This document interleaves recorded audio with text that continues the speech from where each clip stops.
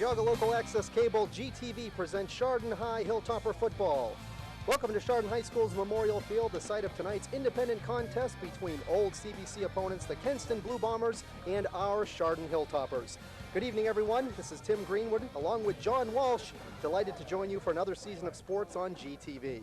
This is a very special night as we start a new season of sports on GTV, and it's even more special because we're facing a longtime foe in Kenston. Both teams won last week as Chardon annihilated Shaw, and Kenston got by Chagrin Falls when the Tigers missed an extra point in overtime. John, let's first talk about tonight's contest. Okay, well, what we have here is a matchup of very fierce rivals that dates back. The last time they played was in 1996, and it just always was. It didn't really matter what the record was or anything like that. It was a very spirited game, and both being 1-0 this year, I'm sure that rivalry is just going to pick up. Now, they're both coming off of a win last week, kind of different wins. Kenston winning a game in overtime on a missed extra point, and Chardon absolutely crushing Shaw last week. Yes, but I think that was a very weak Shaw team. This year, Chardon's going to be tested a little bit because even though that Bombers come at you with a lot of sophomores starting and all, they're still a very strong team, and like I said, that rivalry, which the coaches have been around on both sides to experience this rivalry, I'm sure they're going to try to pass that back to the kids. Plus, both teams are in the Division II, ideally hoping to make the playoffs. This one should vault either team up in the computer points when the polls finally come out. So what do you think the keys are for both teams? The defense definitely has to step up for Kenston after seeing the offensive display last week by Chardon. Yes, and quite frankly, the offense of Kenston last week sputtered. They ended up, one of their touchdowns in regulation time was on an 80-yard interception return by their fine middle linebacker, Anton Durinsky. But on the ground, they really didn't do that much. They had 7 first downs and like 150 yards total yardage for the games, which really isn't that good. But the big thing is they come out with a W, and that's all that really counts. That's true. Now, Ben Robinson coming off a 6-touchdown performance last week. How much more can he do this week? Well, one thing, he's probably got a big bullet on his chest, because you come up with some stats like that, and right away it's, okay, we're going to stop him, but I'm sure the game plan for Chardon is we're offset that. We have other backs to use. Last week was Ben's. This week's might be somebody else. We'll have to see what they come up with. Well, that's why they play the games. We'll have to see. Last week was last week. This week is this week. We'll have to see what happens from both sides. Tonight's game is brought to you by cable subscribers like you. That's right. Tonight's contest is completely funded by cable subscriber franchise fees from Chardon Township, Chardon Village, and Hamden Township, and Munson Township. This week's game is part of the GTV programming service made possible by your support.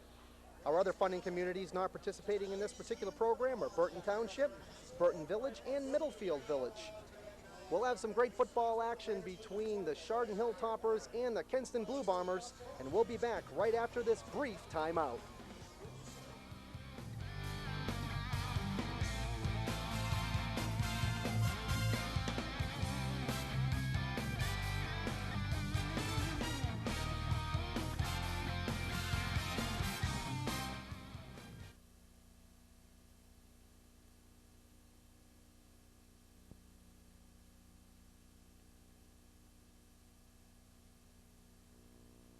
Same with the band. Did he tell you about the band? You announce the bands that are coming, and then he'll pick up the PA announcer, announce the band stuff. So you don't do like a play-by-play in a band. That's almost annoying. What has? I don't know.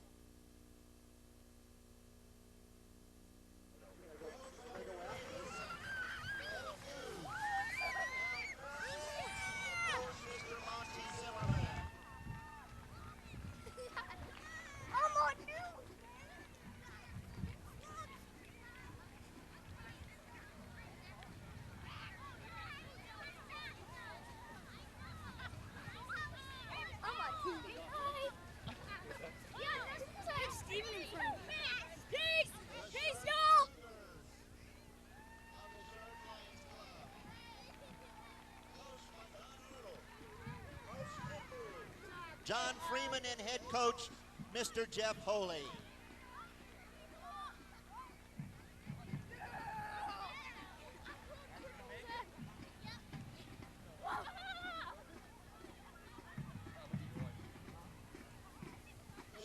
Tigers.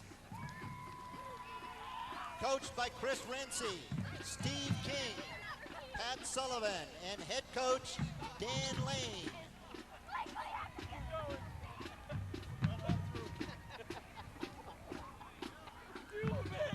Chardon Panthers, coached by Tim Smith, Vern Hayward, Fred Pavlik, Jerry Borak, and head coach Rich Schenker.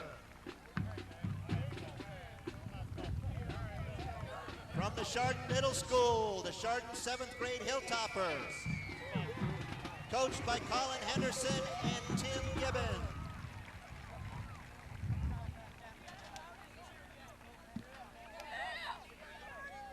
The Chardon 8th grade Hilltoppers, coached by Tim Armelli, John Butala, and Nick Celentino.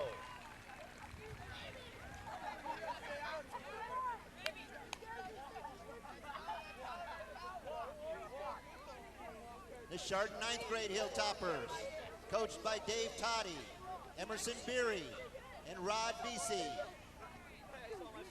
The 7th, 8th, and 9th grade coaches, ladies and gentlemen, could not be here this evening as they are scouting for the varsity team, but we would like to honor them anyway.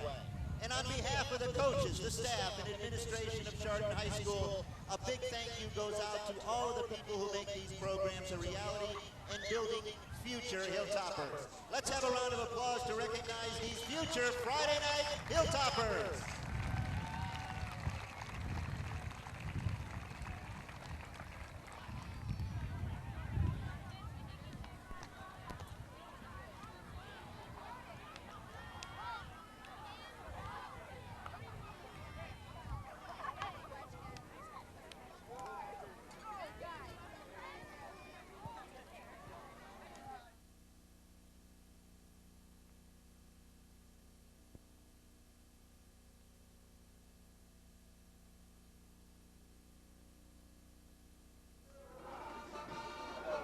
And welcome back to Chardon Memorial Field for this contest between the Kenston Blue Bombers and the Chardon Hilltoppers. I'm Tim Greenwood. And John Walsh. Hey, John, sorry about that. You know what? It smells like football season. Yeah, very much, and we got the band playing and stuff. All we need now is a couple of football teams, which we don't have. Oh, I'm sure they'll be out here pretty quick. So we're just, tell you what, let's just listen to the band for a couple minutes, and then we'll break, and when we come back, we'll have some football action going on. How's that sound? Sounds great to me. This is the Chardon High Band out in the field right now, playing the fight song.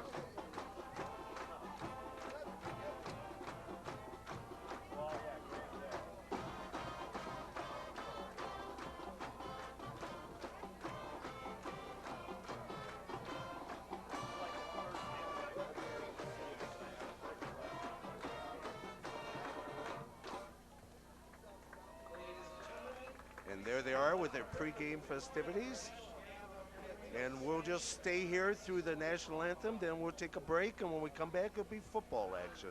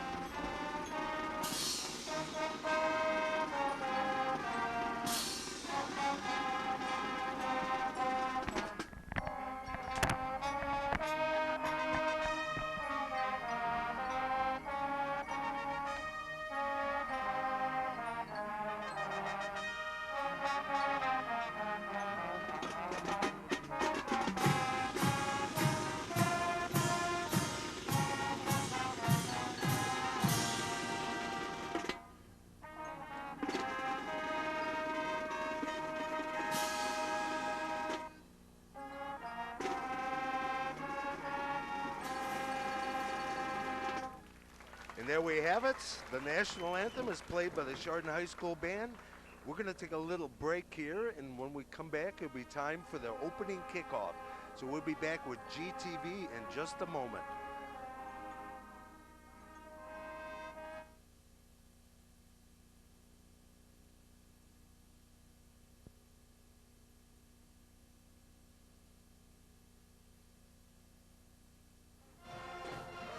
again, welcome back to Chardon Memorial Field.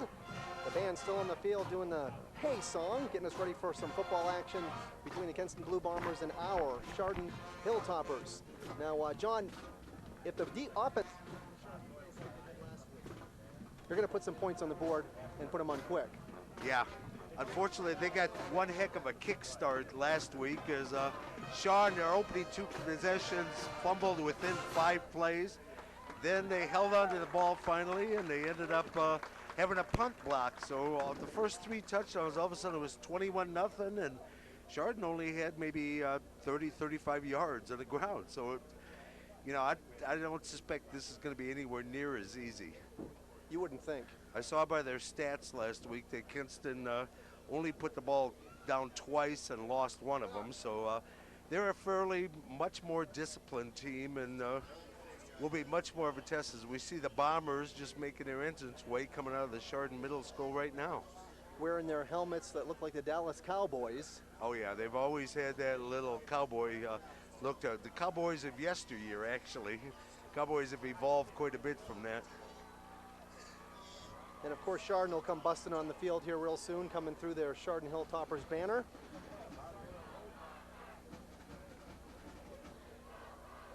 Now the offense, Chardon's going to run an offense that Kenston hasn't seen in 7 years. How do you prepare for an offense like Chardon's? Well, actually, the way high school football, there's pretty much becoming 2 core offenses in the whole state of Ohio. It's becoming a wing tee. More and more teams are evolving into that. Mayfield runs it now. Kenston sees Mayfield every year, so It's not like an alien thing they've never seen before. When Chardon first started using it, it was like bizarre. I mean, even though it's one that predates to the days before face masks and everything, it was an offense that nobody really had seen before. Now people have seen it, have started to use it, incorporate it, and actually have modified it where they pass more out of it and do all kinds of sophisticated things out of it. So I think the newness factor, they've never seen, this group hasn't at least, how Chardon runs their version of the wing tee, but everybody has variations, and they are used to the ball faking ability that is inherent in the offense itself. Many weapons for Chardon. Jared Polburn, Ben Robinson, even John Bell keeping the ball and running with it. Yes, they use their quarterback as a running back, and that's a very, we haven't seen yet. It used to be the option package where the quarterback would roll out quite often. If they honed in too much on him, he would pitch it to the out man and stuff. That hasn't been around that much in the last few years, but I have a surprise. I know it's still in the repertoire, and it is going to pop up here. You just got to get that proper coordination and the actual, its coolness and experience in running that, because it's one that you almost have to hold on to the ball to the very last second when you're just going to get totally annihilated, right, and then pitch it away and sacrifice when everybody's come in on you. That makes it successful, or turn it up if they decide they're going to guard more against the outside man. And this is Johnny Bell's 2nd year. He's a junior, 2nd year at the helm for Chardon. And he looked sharp last week. Looks like he's progressed a lot over the summertime to get ready for the season. Yeah, well, and plus he's got a year of varsity experience under his belt, and that never hurts. You know, being on the field, there isn't that much you can say that can really replace it. You can have all the training regiments you want. You can have the, conditioning in the off season and all that other good stuff. But really, it's game experience, being out there that just helps you to improve. And he does have that 1 year now underneath his belt. And now football season for these kids is all year round. Oh yeah, it's turned into, that's a lot of sports have evolved that way, and it's good in the sense of the competition level is way up, but it's bad in the sense of your old days of the 3-star athlete right, is kind of dead in the water. Kids got to dedicate themselves to 1, possibly 2 sports, and some of them overlap. And there's the Hilltoppers entering right now. They don't have the banner. They're running through the future of Hilltopper football. The Lions Club teammates right there, and there is a bust through the banner. Certainly looks like Chardon Hilltopper football is represented very well out there on the field, and the future looks bright. Yes, and a lot of the kids out here on the field dressed in the black and red right there played the Lions. I'm sure, you know, the Panthers and the Tigers and the Gators, all the different Lions Club teams each one of these guys on the field has a certain allegiance to one of them, because that's where they first learned to play this game, and probably first to fall in love with it as well. Absolutely. Being a transplanted Chardonite here, not living here my whole life, I was shocked when my son came to the camp here over the summer. There must have been 150 to 200 kids at the camp.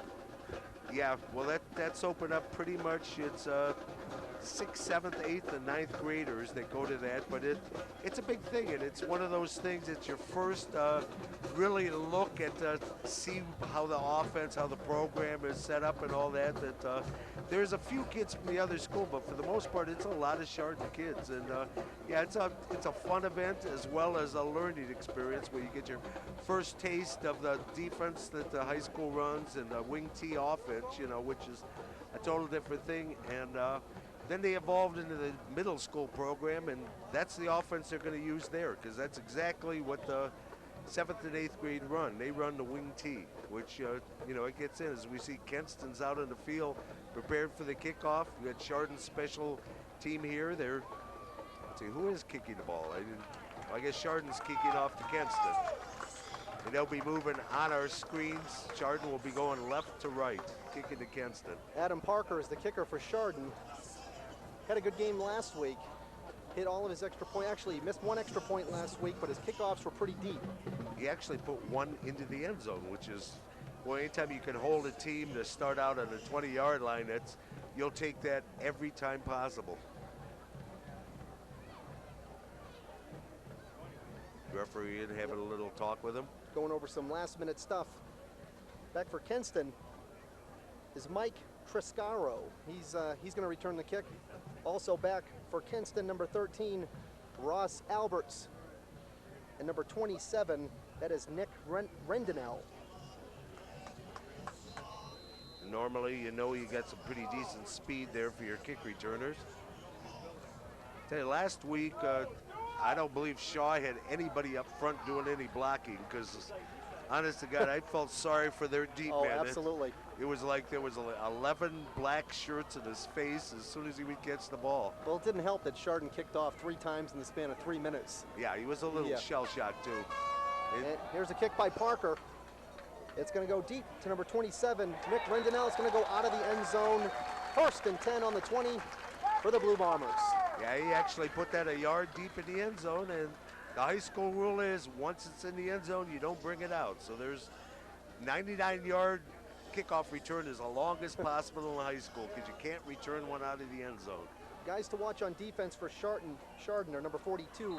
Corey Comertz had 15 tackles last week. He was all over the field, which you said earlier is how Chardon's defense is built. Oh yeah, they build it. The linemen hold up people and allow the linebackers to make the tackles, and the middle linebacker is the one that's going to get the most, because he's right there dead center in the middle. Handoff's going to be to Narinsky. He's going to go to the left side. He picks up 5, and he's busting it in the secondary, and it's going to be a 1st down for the Kenston Blue Bombers. Yeah, it was about a gain of 14 by Narinsky that time.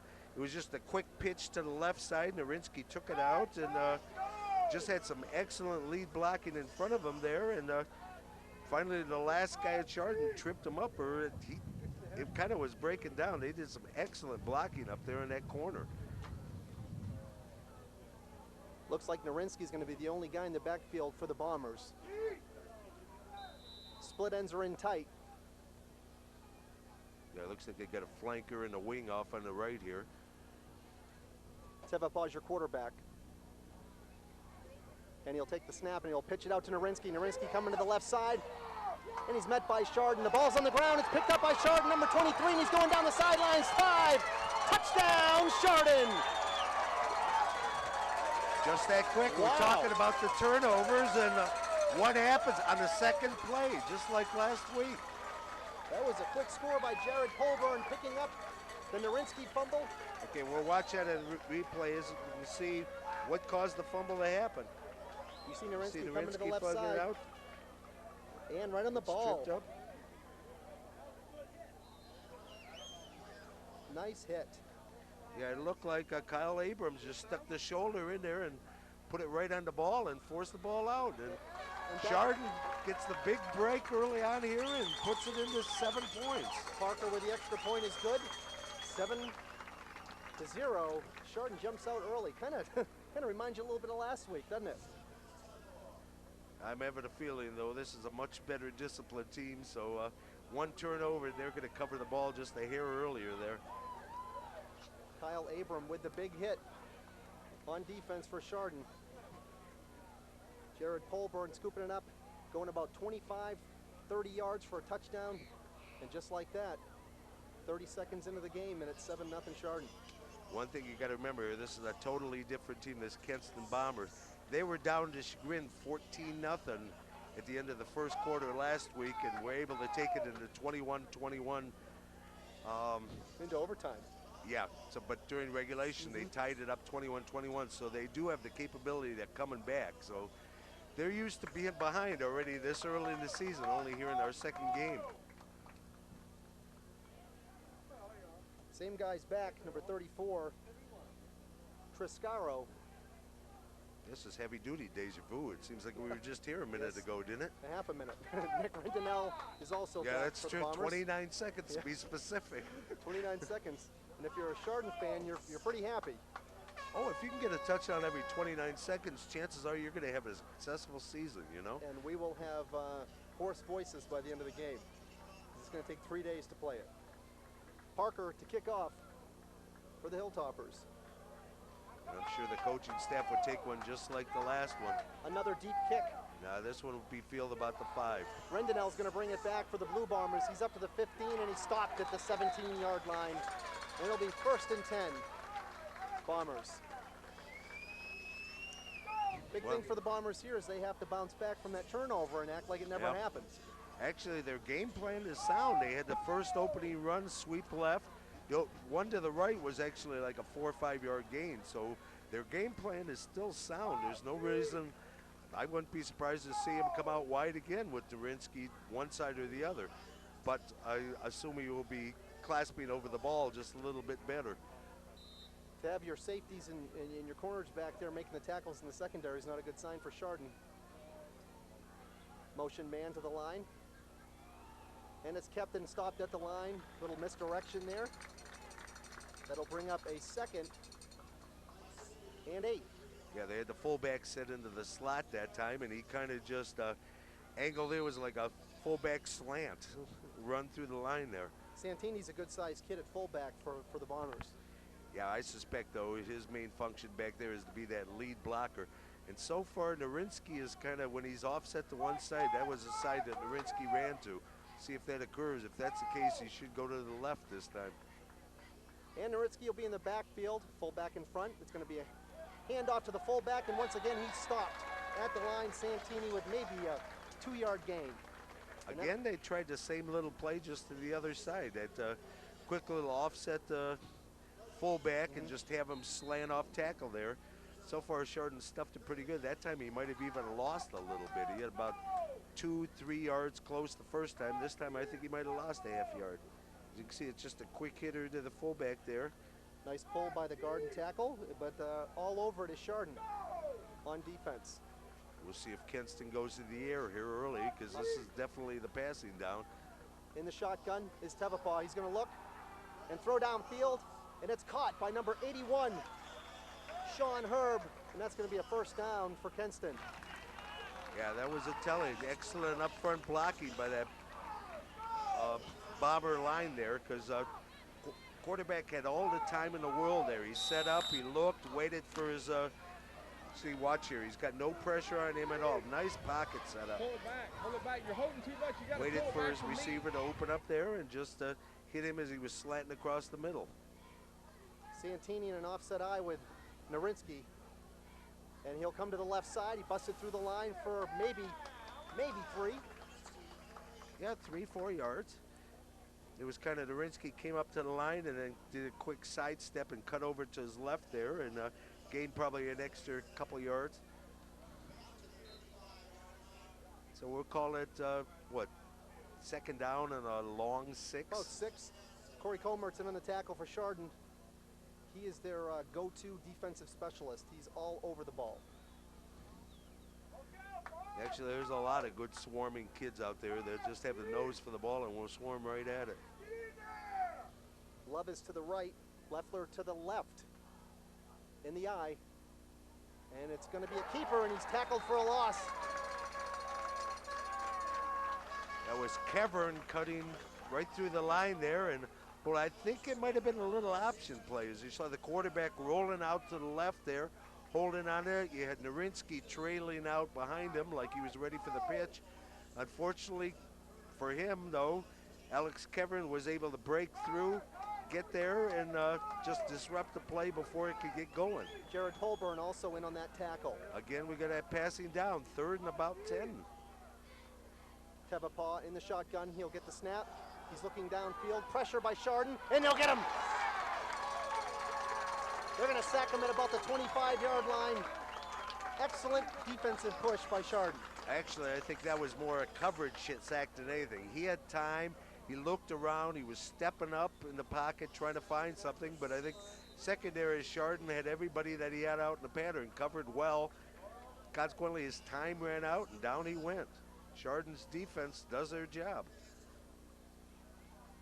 And Low the punt's punt. not going to go very far. And they'll get away from it. Smart move. And it'll be down by the Bombers at the 34-yard line. So we'll get our first look at the Chardon offense. Yeah, there was a Ben Robinson coming up, and I think he had some thoughts of trying to pick it up, but then he probably thought, you know, I've seen footballs bounce funny, and if it hits just before I'm reaching for it, I could be in trouble. They did a smart thing and back away. Or maybe it was that little voice from Coach DePofi saying, get away from it. Yeah, or footsteps. There's a couple Bombers coming down the field. That punt, though, it got good yardage because of the extra roll, but it was low, and it really didn't have much in the way of length to it. But he got a good roll out of it, and it proved to be effective for Kenston. John Bell in the shotgun. And it's going to be a handoff to number 24, Robinson. He's right. Oh, and he's stuck hard. Stuck hard. That's number 27. Where is he? That's Nick Rindelli. Wow, did he put a hit Rindenell. on Ben Robinson? Woo! Yeah, that's their strong safety coming up, but kid's a tough wrestler. I think he wrestled like 45 or 52, somewhere thereabouts for Kenston. A good hard-nosed wrestler. Looks like a good hard-nosed football player as well. Under center is John Bell. Robinson on the move.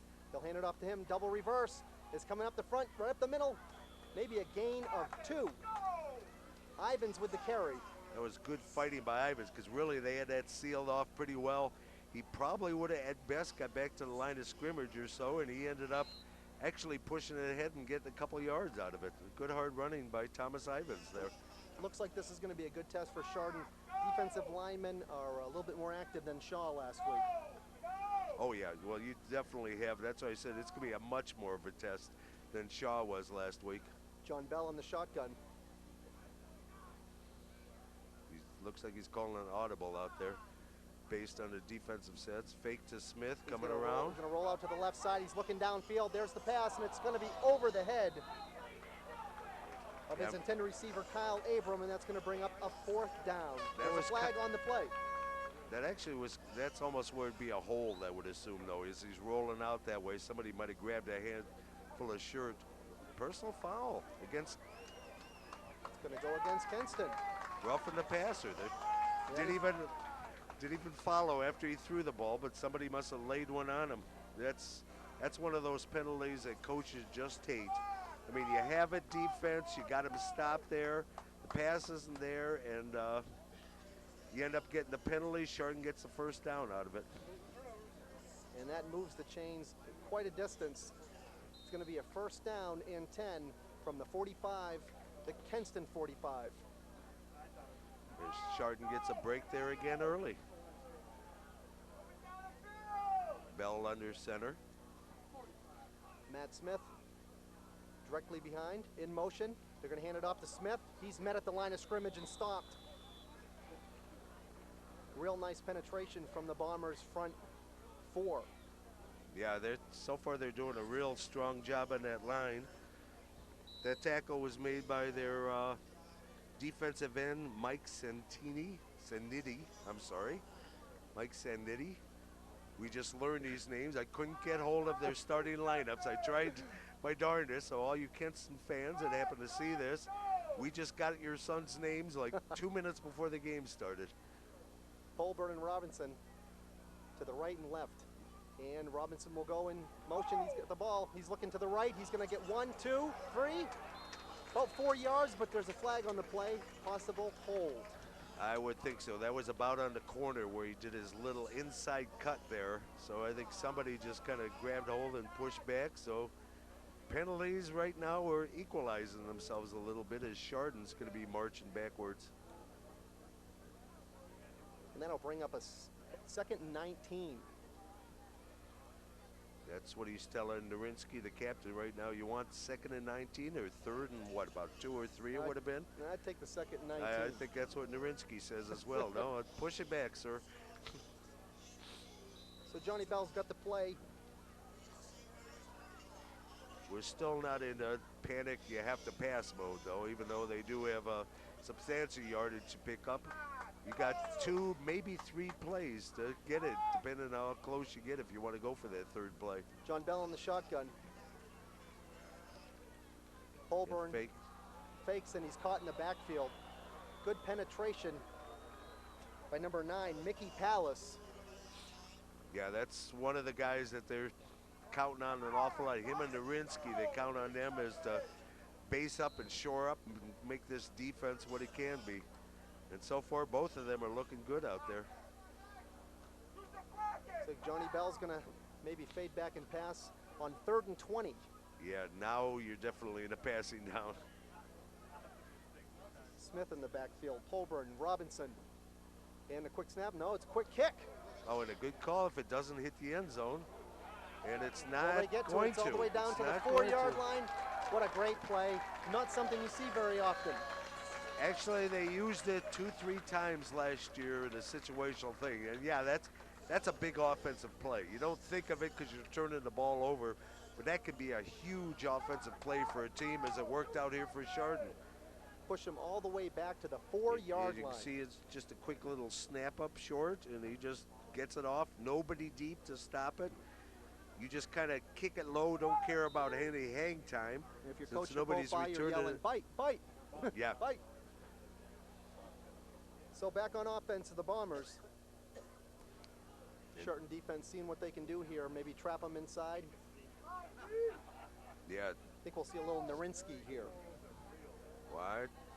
They don't have a whole bunch of room for the quick little outside pitches and stuff, and those are plays that can lose you yard. I expect straight ahead dive between tackles until they can get themselves a little bit of breathing room in there. Somebody jump into the neutral zone or stop and play here. Don't see a flag anywhere. I don't see a flag either, so I don't know what's. He's talking to Chardon. We're going to have a timeout on the field. And with the timeout on the field, we'll take a timeout ourselves. You're watching the Chardon Hilltoppers and the Kenston Blue Bombers here on GTV.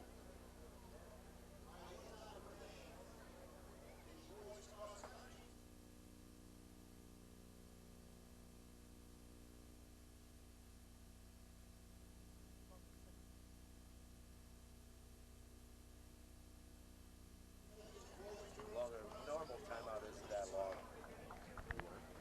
And we are back. It's going to be 1st down and 10 on the 4-yard line for the Blue Bombers. Santini, your fullback, and Narinsky, the tailback. I'm sure they're going to come out in the eye as they did before we took the break. No, you never know. They might have that split back offense too, because you don't want to bring a guy from 8 yards back, which is, well, they're going to do it. You see Narinsky's starting out, what, good 2 yards deep in the end zone? So they're coming out of the eye. Normally you shift over to double back. Well, it kind of looks now that he shifted over. Don't be surprised to see a short man fullback just get a quick dive, try to get 3-4 yards, which he didn't really get. Narinsky barely gets back to the line of scrimmage. Good tackle by Corey Comertz, middle linebacker for the Chardon Hilltoppers. It'll bring up a second and 10. Well, I tell you, this is almost like a goal line offense, you know, where on the other end, you got to have those quick hitters down here. You can't be coming from 8 yards deep and going. You got to come up with a, you know, hand it to the fullback or do the split backs and hand it to a shorter guy. But you get that long run. What you're looking to get when you're down this deep is 3-4 yards per play. You're not looking for the 16-yard gain. You'll love it if you can get it, but that's not exactly what you should be living off of. Offset eye, we've got a flag on the play. Somebody jumped a little bit early there. And that's pretty much what you were saying as we saw in that play that didn't count. Quick handoff to the fullback, looking to get 3 or 4, give himself some breathing room. Yeah, because they're not looking that wide or anything like that. They know you're pretty much forced to come up the gut because you can't take the loss when you're that deep with your back against the goal line. So consequently, why start so deep? There was a penalty on Kenston there. I'm assuming just a general half the distance illegal procedure. Yeah, so it moves it back about 1.5 yards. Narinsky in the backfield. Tevapaw takes a snap, hands it off to Narinsky, comes right side and gets stuffed. Yeah, they had a little hole open up there, but it's sealed up real quick. Gary Schussler in on the tackle for the Hilltoppers. It's going to bring up a 3rd and 12. Yeah, this is essentially what they got to do here, the Bombers, is try to get room for their punter. Because I tell you, he's going to be short as it is right now if they don't get any yardage at all. Ain't kind of a bad snap right away. It's a 2-point for Chardon. 3 minutes left in the 3rd quarter, 7-0. Hilltoppers, it's going to be a pass. Tevapaw looking down the left side. He's got a receiver open, and he makes the catch. Outstanding catch by Terry Love. And once again, a big 3rd down conversion for the Bombers. That was a huge 3rd down conversion for the Bombers. And I tell you, Love did a great job there. He played, the Chardon receiver never turned, or defender never turned around. You'll see Love watched the ball, went over the top of him to snag it. You'll see him as he goes right over the top of him, takes it away, and gets a big play for the Bombers. In the shotgun is Tevapaw. Narinsky to his right. There's a snap. Short roll, he's looking deep. Couple Hilltoppers there. And it is incomplete. Boy, I'm sure the quarterback is happy that was incomplete too, because quite honestly, that was a pass he really shouldn't have thrown. You had double coverage out there on him, and he didn't have enough air under the ball either, and there really wasn't much chance for success. So he's lucky. I'm sure he's happy with an incompletion on that one. Pass was intended for Triscaro on offense. Tevapaw underneath the center. He's got Narinsky off to his, going to be off to his right just a tad. And the pitch is to Narinsky. He's going to the left side. He's got maybe one. There's a swarm of Chardon defenders are in on that. There you got Comertz getting up from the bottom there. I think Matt he's Smith. the one that cut his legs out a little bit. Yeah, the defense is doing their job. They just gotta, stop those big plays like that pass from the 2-yard line. I'll tell you, if they could have held them down there, wow, that 7 more points would have been unquestionable. Big play here. The Chardon defense, 3rd and 9 for the Bombers. Tevapaw in the shotgun. Fades back and he'll throw. And it's caught by number 5, Terry Love. Close to a 1st down. I think he's going to come up a little short. That might be within measurable range, but I think from this, I don't have the best angle, but I think he's a little bit short there. Are they going to call for measurement or no? They are. He is calling for measurement, but I think he's going to come up a good ball and a half short. But we'll see, because like I said, I don't have the greatest angle. Now this defensive secondary was kind of a, if you could say one thing didn't go real well last week late in the game for Chardon is their defense on the pass. They gave up some passing yards last week. Yeah, that was probably the bulk of Shaw's. Oh, it looks like that might be off. It's going to be a lot closer than that. They may, no, they're just a hair shy of 2-3 inches. Yeah, 3 inches, 3 feet, you were close enough. But it looks like the 3rd down defense for Chardon is a little suspect this week on the pass. Yeah, and Kenston, I'll tell you, they didn't do a lot of passing last week, and it wasn't like they have a great air show or nothing, but they seem to found that that's something, if they keep hitting the passes, that's going to open up their running game as well. Been pretty successful so far in 3rd down. Last week, quarterback was 4 of 13 for just 68 yards in the air. So we'll see who steps up on defense for Chardon. 4th and very short here. Just quick hitter to the fullback, you think, Tim? Saniti, the fullback. No, they're going with... And he's going to be stopped. Stopped short. And we'll wait to see what the referees have to say, but I think he was stopped short. Oh, yeah. I think he lost First yardage. down, Hilltoppers. He lost yardage on that one. Well, I hate to bring myself up again, but short yardage, you don't go with the tailback. You just can't run. Yeah, it takes a little bit too much time for the play to develop, and it gives you... They're just too deep. You got to hit quick and just get that quick little drive out of your legs, and especially there where you needed 3 inches. Kenston gives up the ball on down. Chardon will take over with 1:33 left in the first quarter, already up 7-0. Bell in the shotgun. And he'll keep it. He'll roll out to the right-hand side. He's going to keep it, but he gets away. And he's going to run it. He's got some blockers in front. And John Bell makes something out of nothing, and he'll only lose a couple of yards when it could have been a lot worse. Yeah, you saw Mickey Palace had a whole handful of shirt there, but Bell twisted around and pulled and was able to free himself. Actually ended up losing a little bit, maybe a yard on that one, but it could have been a 7-8 yard loss. Absolutely, absolutely. Good athletic ability by John Bell. And it'll bring up second and about 11 and a half. And also the fact that Mickey Palace is 6'3", 231, so there was survival in that too. Yeah, absolutely. I think I would have run as hard as I could as well. John Bell under center. Robinson motion. Handoff is to Smith. He's going to get maybe 3. And that's going to bring a third and maybe a 9, we'll call it, but a yard long 9. As we see the replay here. A little bit of a hole there. With it, meets Narinsky in the middle there, who wrestled him down to the ground. Narinsky seems to be a heck of an athlete for the Blue Bombers. 3rd and 9. John Bell will be in the shotgun. Robinson to his left. He'll be in motion. Fakes. Look to his Looks left. deep. He's got a player open. Oh, just missed. Sent Smith down. He sent Smith out of the backfield.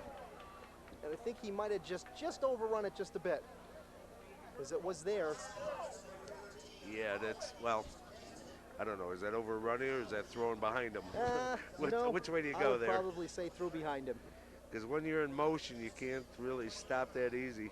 He was trying to. He was trying to put the brakes on, but that's a tough thing to do.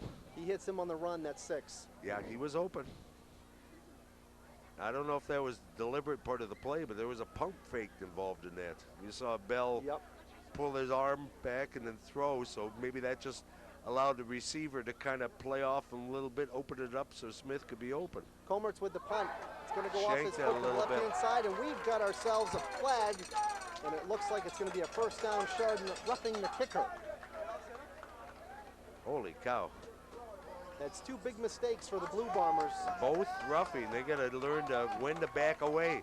That quarterback releases the ball, you got to back away. That punter gets it off his foot, you got to back away.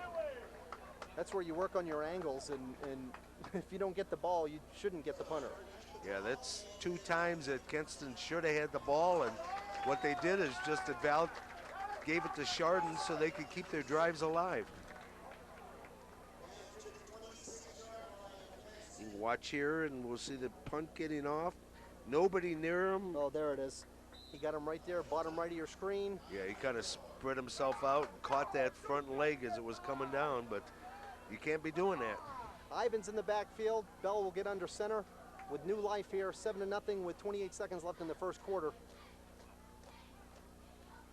Robinson, he's going to get the pitch to the right, and it's a fumble. Picked up by Kenston, and he's gone down the sidelines. You got Polburn has the only shot at him, and he got blocks. Touchdown, Blue Bombers. And just like that, basically the same play. Fumble, picked up, and run back for a touchdown. Isn't that incredible? So far, we got 2 defensive touchdowns in this game. Who would have thunk it? But it is high school football.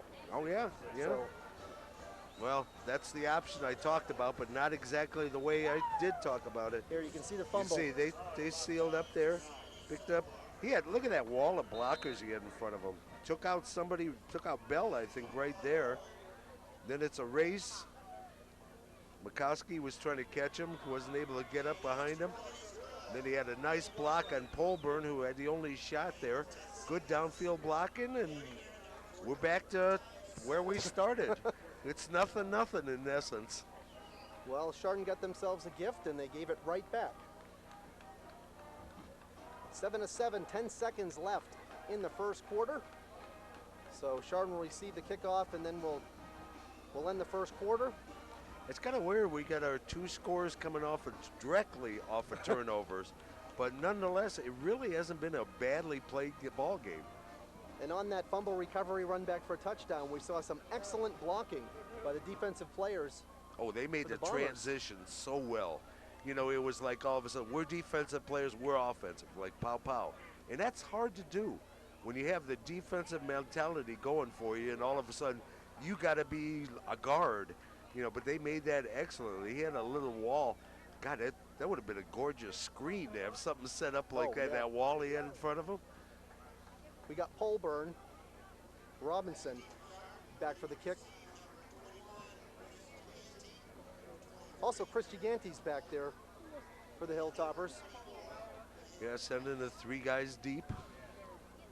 3 very fast guys Well, deep. we have no idea what Kenston does with the kicking game, do we? This will be our first shot at seeing what they have to do. See, I doubt if he can top the Chardon kicker, but he can tie him at best and put one in the end zone. And here's the kick by the Bombers. It's going to be It's a a squib squibbly. kick. Which is, I think, didn't he hit? And here comes Robinson. He runs into his own player, and I think he put a lick on his player. Okay, he's popping up. I was a little nervous there. I saw one of the Chardon guys go down. It looked like he had some room if he didn't run into his own guy. Yeah, he did. Too bad we didn't capture that at replay. I would have liked to see. His knee wasn't that far off the turf there. Here we go. Now watch and see how once that knee hits, the play's over. Can't really. Boy, oh boy. Looks. Wow, that looked like his knee was down, didn't it? It did live to me, to tell you the truth. I thought his knee did hit. But doesn't matter what I think. It matters what the guy in the striped shirt sees. Well, what do you think so far? I mean, neither one of the offenses have really stepped up and done much. It's been all defense. Yeah, well, definitely so from the point aspect, because our 2 scores both came on balls that were put on the turf, picked up, and ran in. And they've shown flashes, though. Kenston's had a couple of nice little runs, and they've had 2-3 real good ones through the air. Chardon's driven, had a couple of good little runs.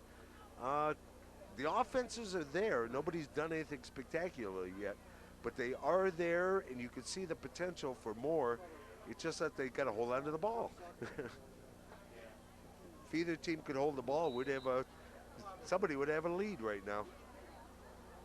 Well, John Bell with 3 seconds left in the first quarter. He's going to see if he can get something going here for Chardon.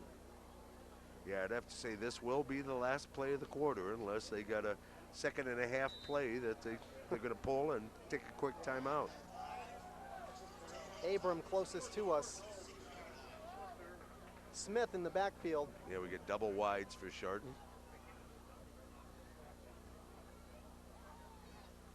And the handoff is going to be to Smith right up the gut, and he'll pick up about 5.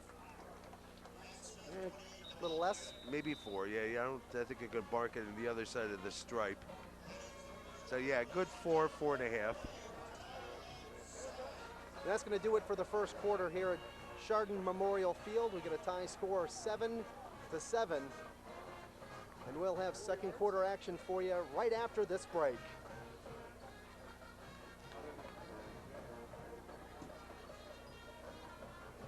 Okay, even between quarters.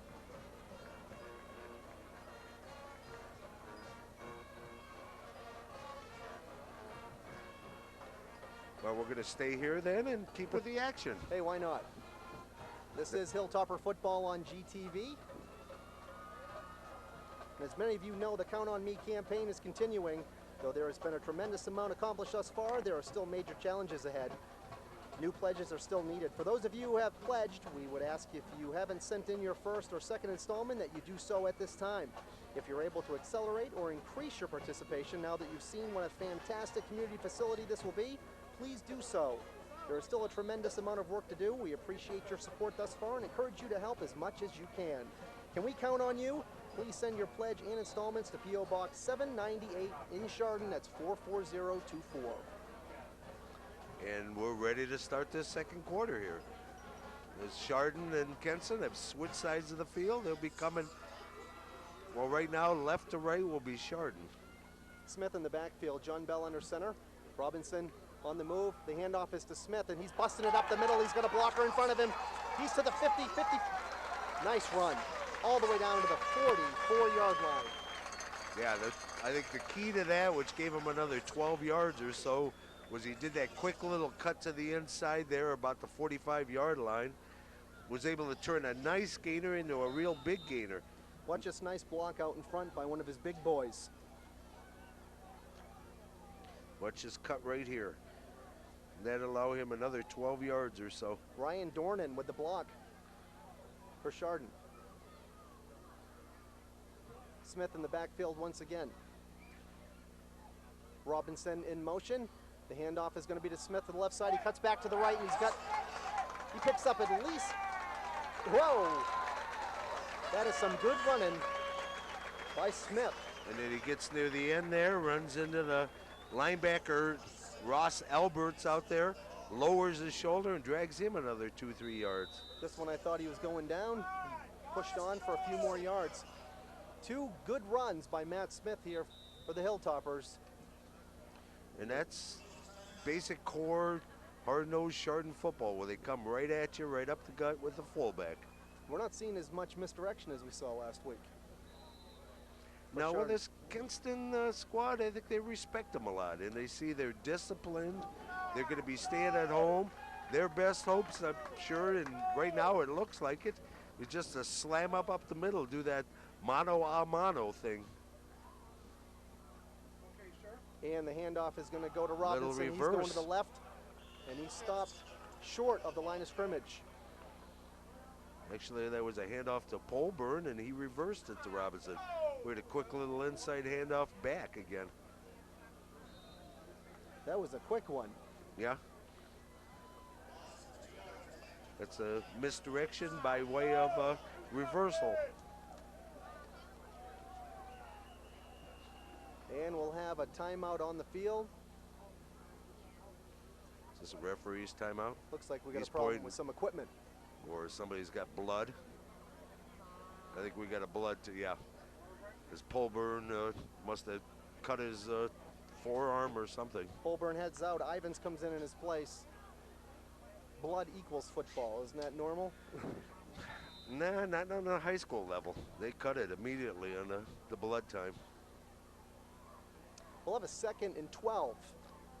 Ball's on the 29-yard line. 10-20 left in the game. In the first half, excuse me. 7-7 is your score. In the shotgun is Bell.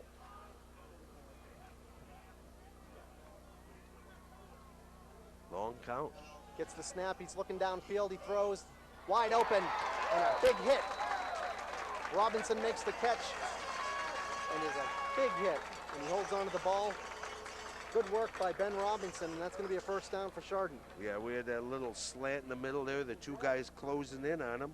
As you can see here, Robinson just kept his presence of mind, held on, and he knew there was a hit coming. Oh, yeah, there was a good solid hit. That looked a lot nastier on replay than it did live, actually. Runnedell with a hit for the Blue Bombers. He's had a couple big hits tonight. Once again in the shotgun is John Bell. He's got Smith next to him. It's going to be a quick handoff to Robinson. Robinson's looking for the end zone, and he's got it. Touchdown, Hilltoppers. Did he cross the? I think he did. I don't see anybody signaling. Are they going to make a liar out of me, John? Yes, they are. They're going to say they're going to spot it there. And I wasn't sure. I saw he got turned. Right at the goal line, you could see he got turned a little bit, and I never saw a referee signal it. Well, Fans let's take a thought look so. at the replay here. You'll See if watch, he they breaks turn the him line. sideways. They stick him straight on front, turn him sideways. He was across the line, John. That's a touchdown. I don't know, I can't tell from that angle. Matt Smith in the backfield. John Bell under center. Robinson, hand off to Smith, and he's going to punch it into the end zone. Touchdown, Hilltoppers. Now that's what I'm talking. When you get that short yardage, do the quick hitter. It almost looked like the defense kind of rolled to Robinson. Because quick hitters, you don't really need a hole to gain a few inches. Yeah, there's no doubt about that. You just kind of just pump your legs, drive your body, and you can get a foot. Adam Parker in for the extra point. Kick is up, and it is good. And that'll make it a 7-point lead for the Hilltoppers with an impressive drive on offense. A lot of the work being done by Matt Smith and Ben Robinson. Yeah, especially Smith. He had a couple of those big gainers early on there, got him rolling, and then they just kept going, hit a little pass here, there, and all of a sudden they take the lead over again. Now, does that give your offense, if you're Chardon, a little bit of a boost, knowing that you can drive the field and score? No, actually gives them a lot of boost, because that's, you know, I mean, they really didn't get the touchdown. The offense hasn't done their job yet this game. Now they know they can do their job. So yeah, that's a big time kick in the back. Now they know they can move the ball on the Blue Bombers. Right.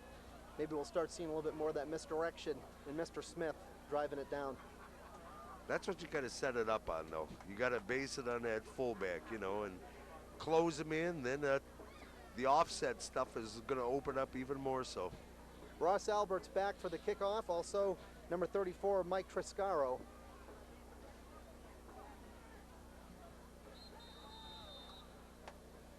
Boy, it seems like we've seen a ton of kickoffs. This is only our fourth, though. Rendinell also back for the Kenston Blue Bombers. Parker to kick for the Hilltoppers. See if he can get off another big one here. He's got a heck of a foot. Watched him in practice kicking 45-yard field goals like they were nothing. Well, this one's not going in unless it rolls. Went out of bounds. And that'll be a penalty. And we'll bring the ball out for Kenston. Ball will be at the 35-yard line. It'll be first down. Chardon's defense played pretty well so far. Yeah, they've done a very good job so far. Like I said, this Bomber offense really hasn't got in gear that much. I know I kind of quoted off the top of my head their stats from last week, but let me look it up here. I have a little sheet that details it. Okay, they had 7 first downs, 7 yards, and 68 passing yards. So they really didn't have much in the way of an offense. Tevapaw is not the biggest quarterback you've seen in high school. No, he's a little guy. We haven't really seen him carry the ball except for that one option play when he got stuffed by Kevern. Sanidi moves just to his right a bit. Tevapaw back to pass. He's going to look downfield. He's got a receiver open, but it's knocked away. Nice defense by Mike Rose. Yeah, he put that hit on just as he received it. That's a danger. If you're taking those slants over the middle there, boy, you got to have that to be ready for the hit. You just got to have a different mentality to take a slant over the middle, and he got his hit. Wasn't able to hold on to it. Did a nice effort, though. Have eyes in the back of your head. In the shotgun is Tevapaw.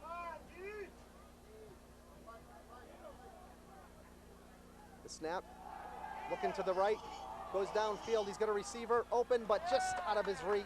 Good defense by Chardon. That's going to bring up a 3rd and 10 for the Blue Bombers. That was very good coverage down there. As you had Robinson covering down that way, and I'll tell you, that pass really was a nice pass.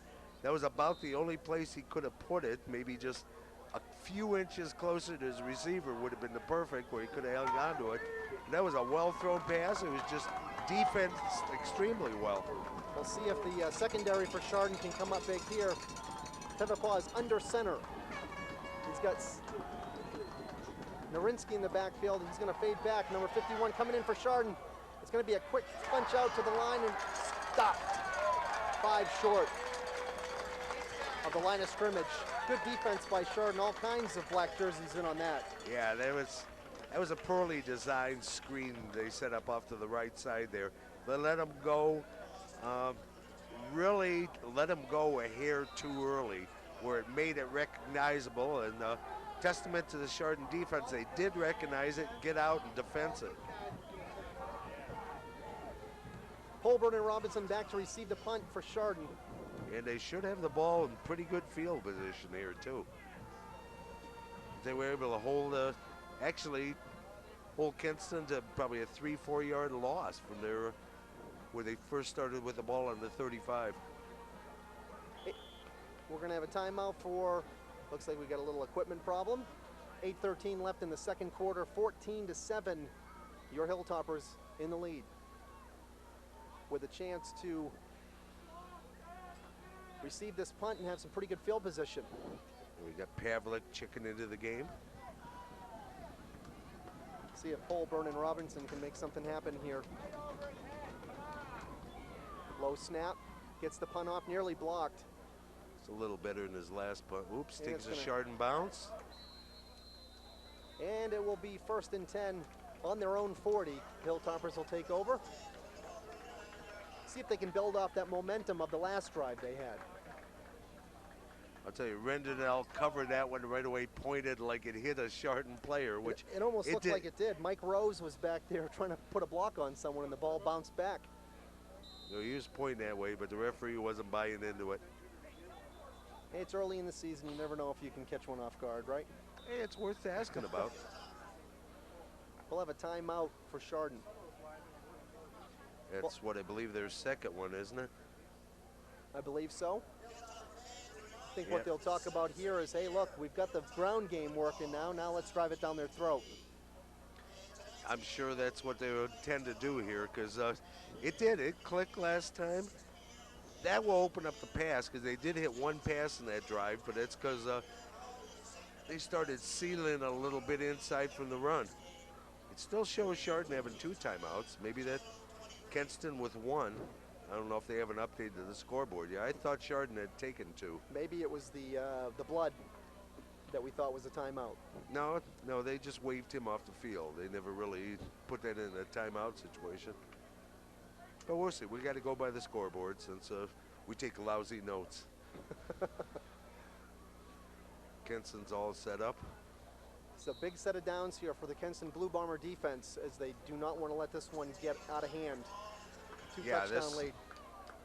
Yeah, this is something that, like you said, Chardon can take control if they can really start moving the ball here. John Bell hands the ball off. No, he keeps it. He's going up the middle, and he'll pick up 5. Excellent fake to Ivans.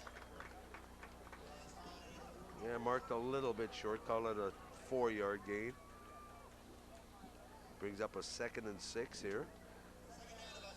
Yeah, that was just a quick, they added that, run the quarterback to the inside. They added that about 3-4 years ago or something, where they fake into the line and then the quarterback just turns it up. It's almost like a quarterback draw keeper. In the shotgun is Bell. Got 3 receivers to his right.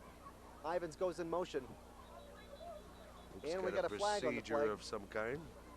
They kill the play off. We'll wait and see what our referees have to say, but I'd have to agree it's a procedure penalty. Is that an illegal shift? Yeah, must have had 2 guys in motion at the same time. And that'll back them up 5. It nullifies that gain plus a little hair. Yep, brings it back to almost the original line of scrimmage. We'll have 2nd and about 10 and a half.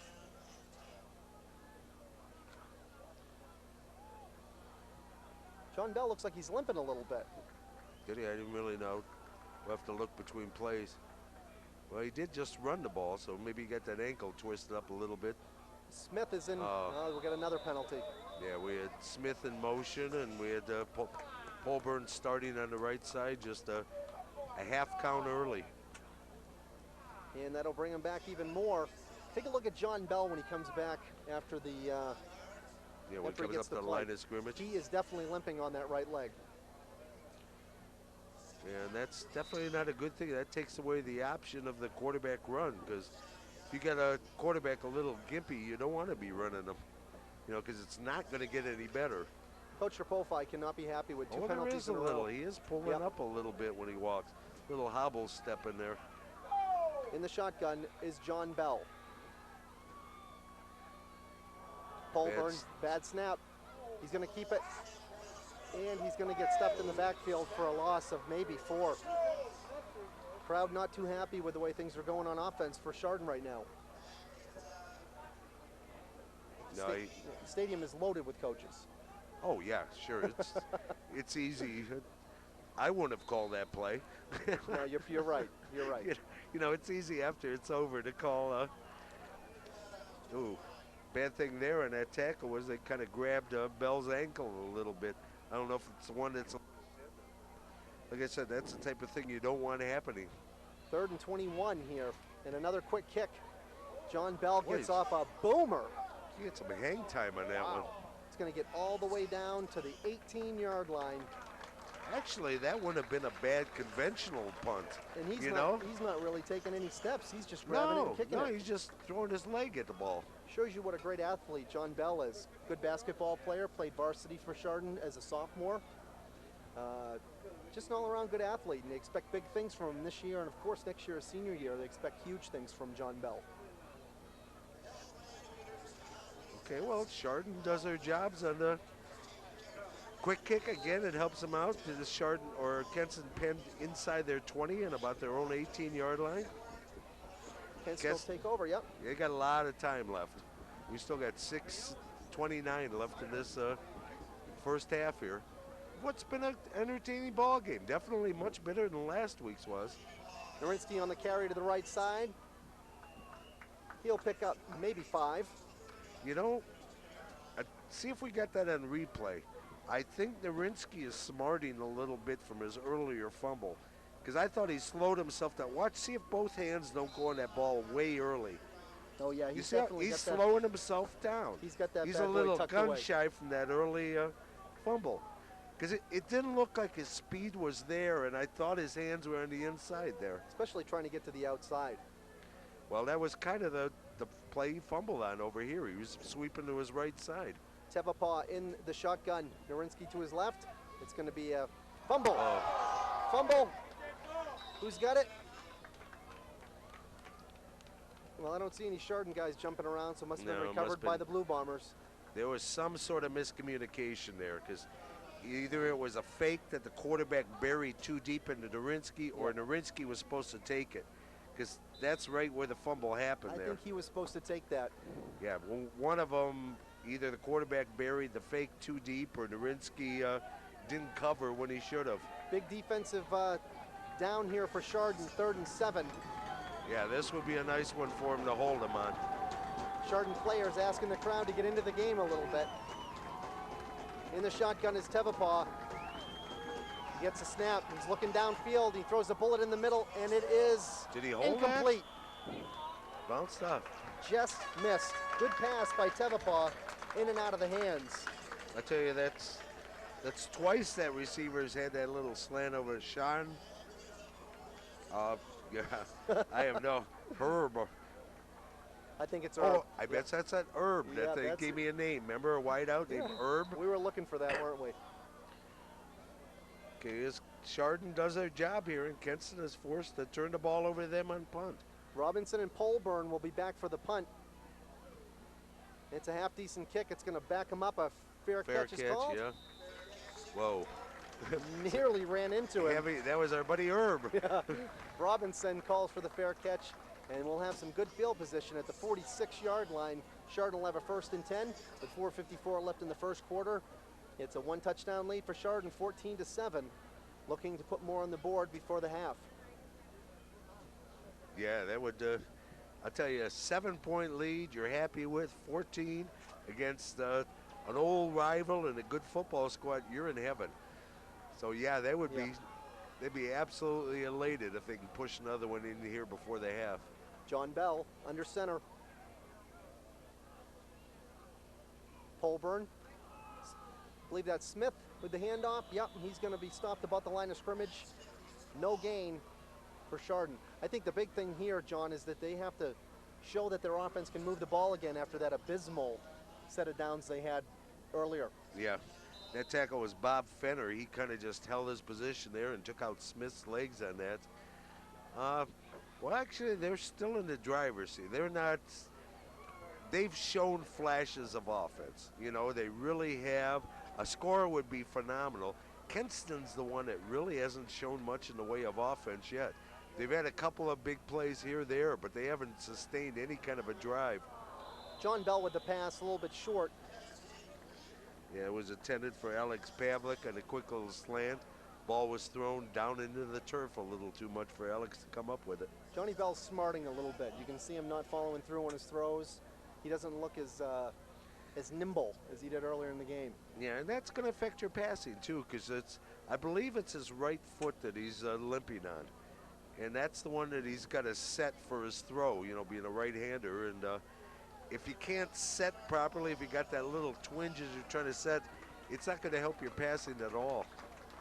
3rd and 11 from the 45-yard line. John Bell in the shotgun. In motion is Polburn.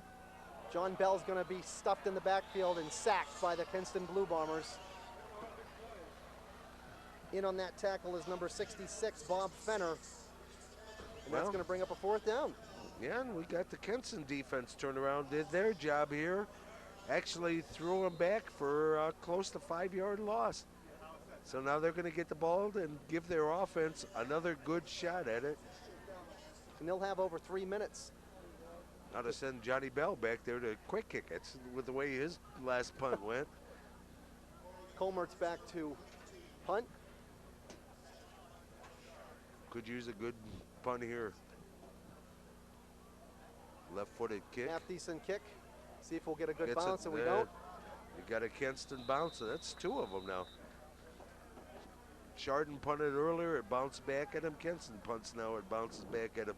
So the Bombers got it, what, about the 36? Yeah, about 36 they're spotting the ball.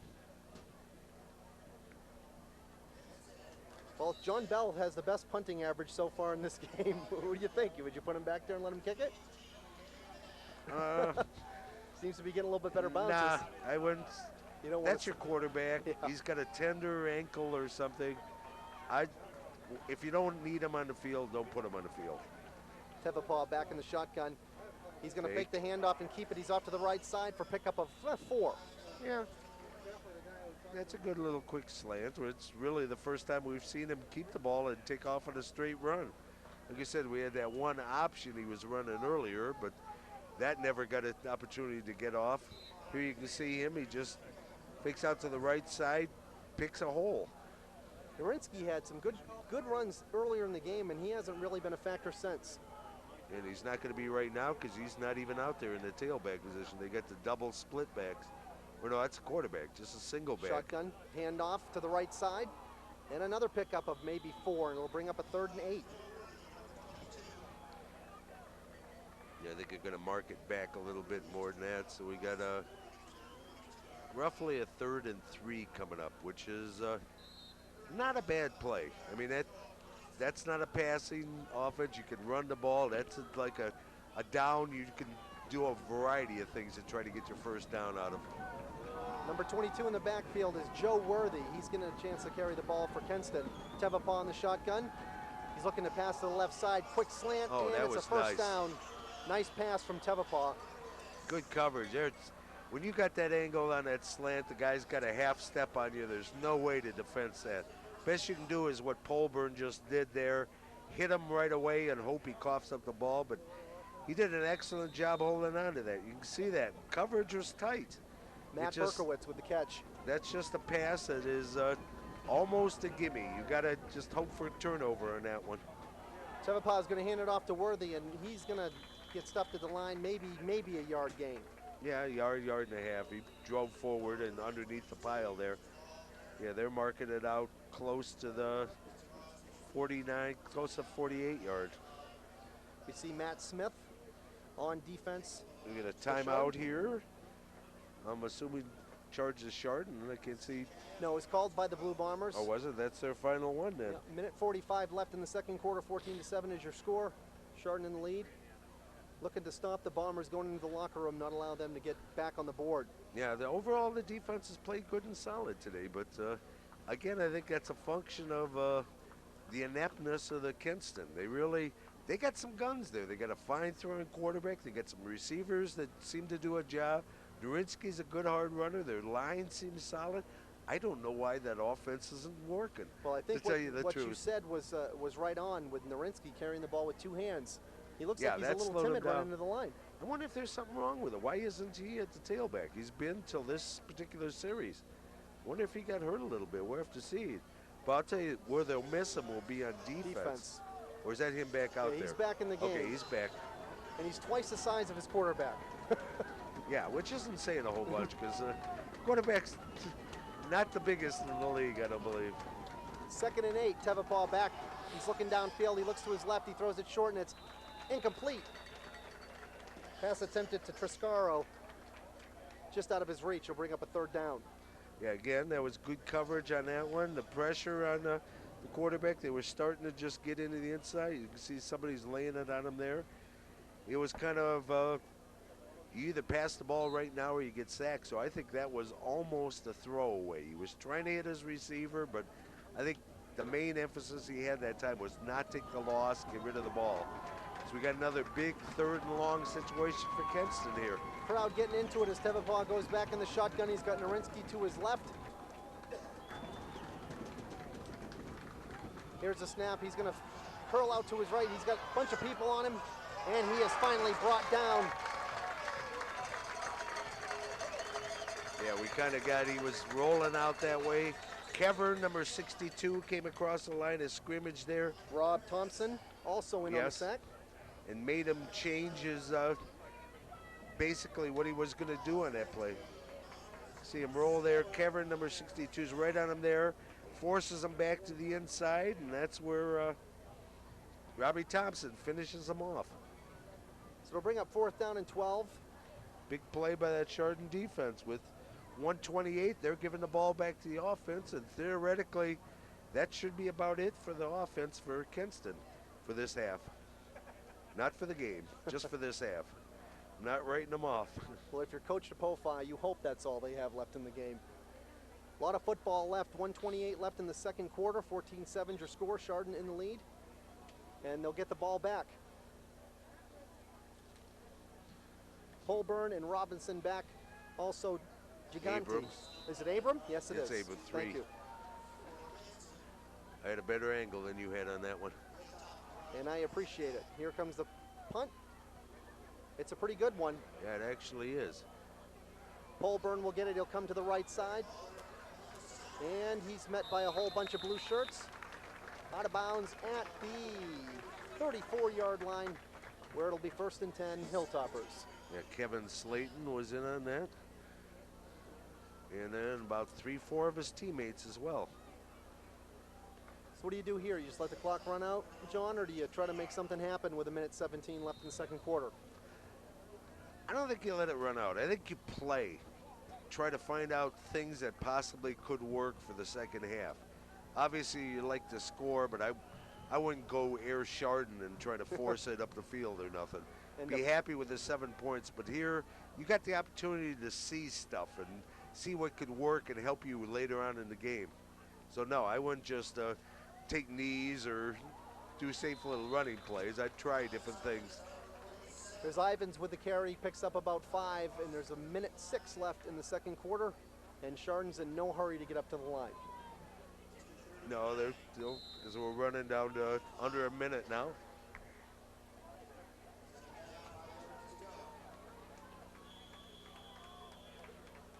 Referee's time. Oh, we got a helmet again. Doggone it, why don't they make those helmets? Well, they're better than that strap of leather you used to wear when you were a kid, John, right? No, we didn't even have that back then. Leather wasn't invented at that point. Alex Pavlik closest to us. Abrams split out left. Shotgun here. In the shotgun is John Bell.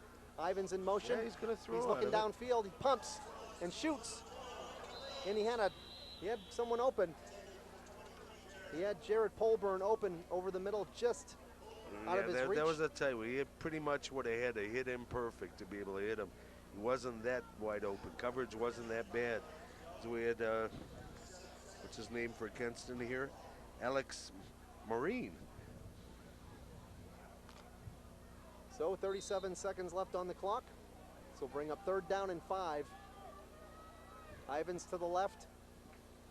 Polburn to the right. And the handoff is going to be, Bell he kept keeps it. Bell's sliding out. Nowhere to run. Got a whole bunch of blue shirts on him, and down he goes. It's another sack for the Blue Bombers. So it takes us to 24, and the Bombers have no timeouts. Chardon will just milk back and probably stay in the huddle to get this one off. They just spotted the ball now, so yeah, they're not even going to come up to the ball. Under 10 seconds left, and they'll just stand there and watch this clock run out. And I guess go into the locker room happy. They're up by 7, where their offense kind of sputtering right now. Yeah, it's actually the first half was a fairly well-played half for both teams. I think the biggest problem was Kenston hasn't found their offense yet. From on paper, at least, I didn't see him play last week. It didn't seem like they had much of an offense going for him against Chagrin. You know, with the only 2 touchdowns scored in regulation time, the one being on the defensive thing. But I think they got to find a way to get those guns open up here. Well, we're going to take a break, and we're going to come back and hear from both bands right after this timeout.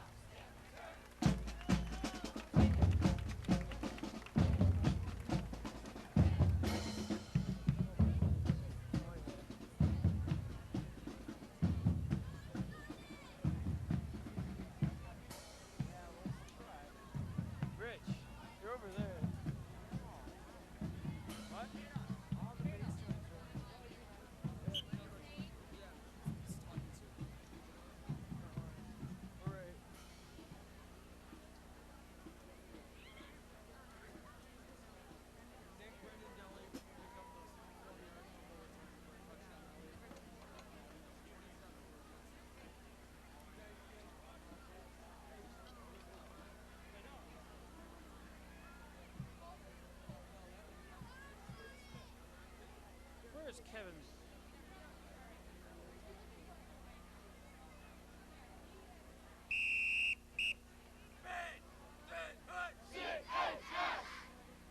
Ladies and gentlemen, under the field direction of Kevin Civic, introducing the 2003 edition of the Hilltopper Marching Band.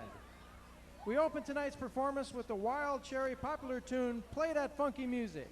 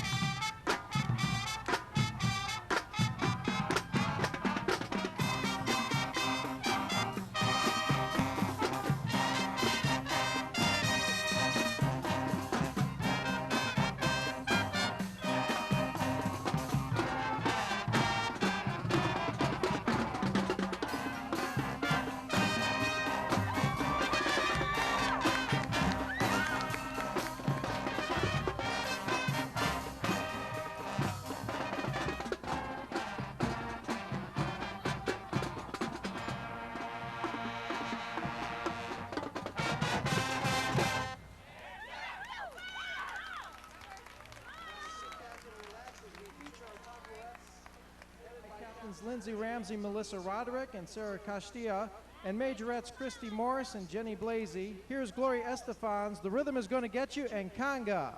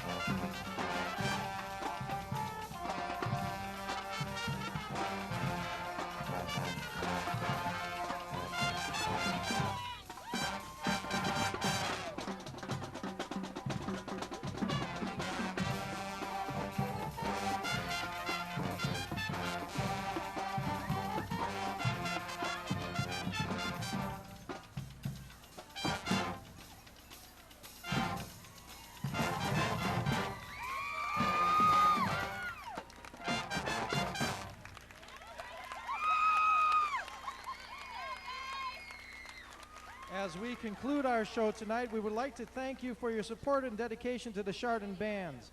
We finish with a combination of band majorettes and topperettes and the powerful 60s tune, Bend Me, Shape Me.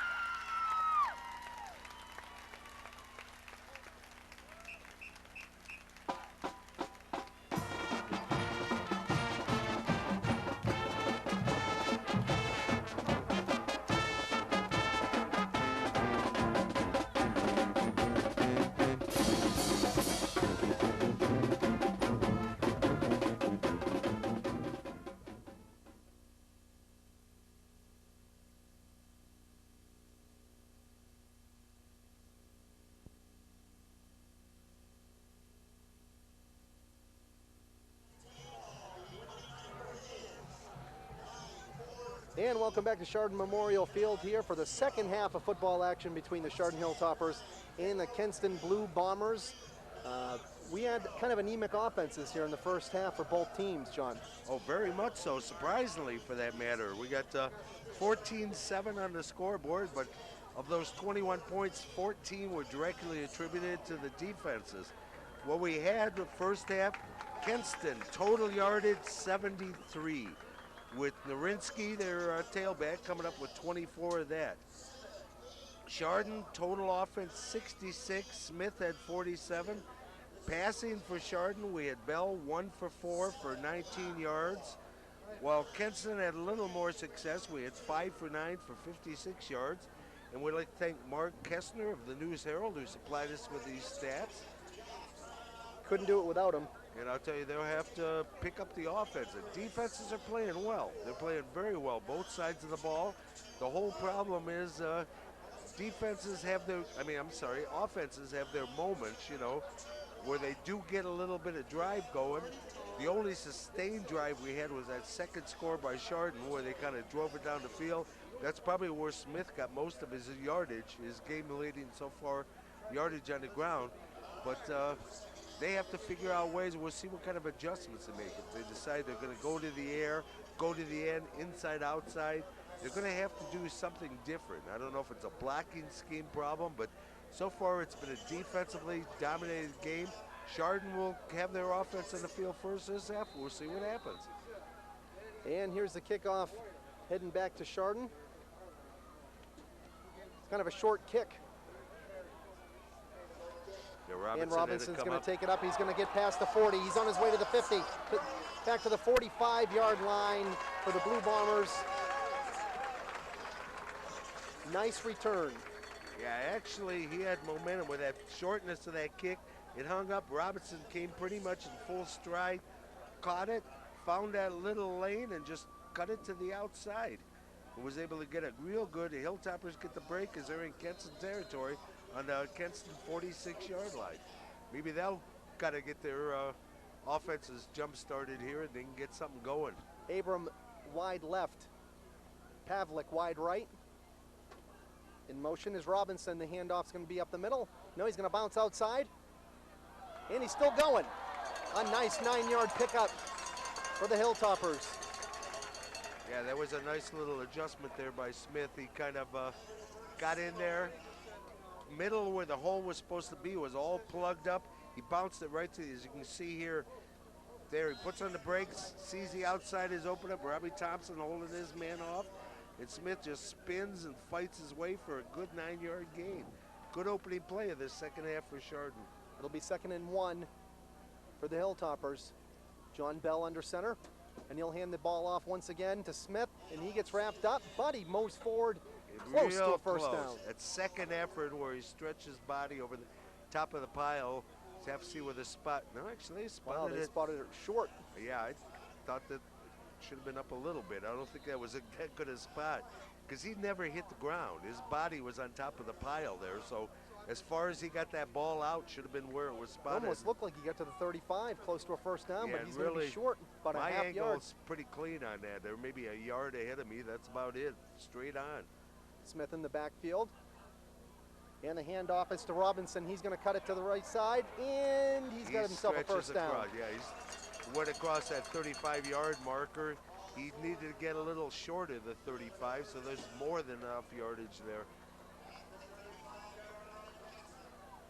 And Chardon does what they needed to do. They open up and get a first down immediately out of a good kick return. They're moving the ball.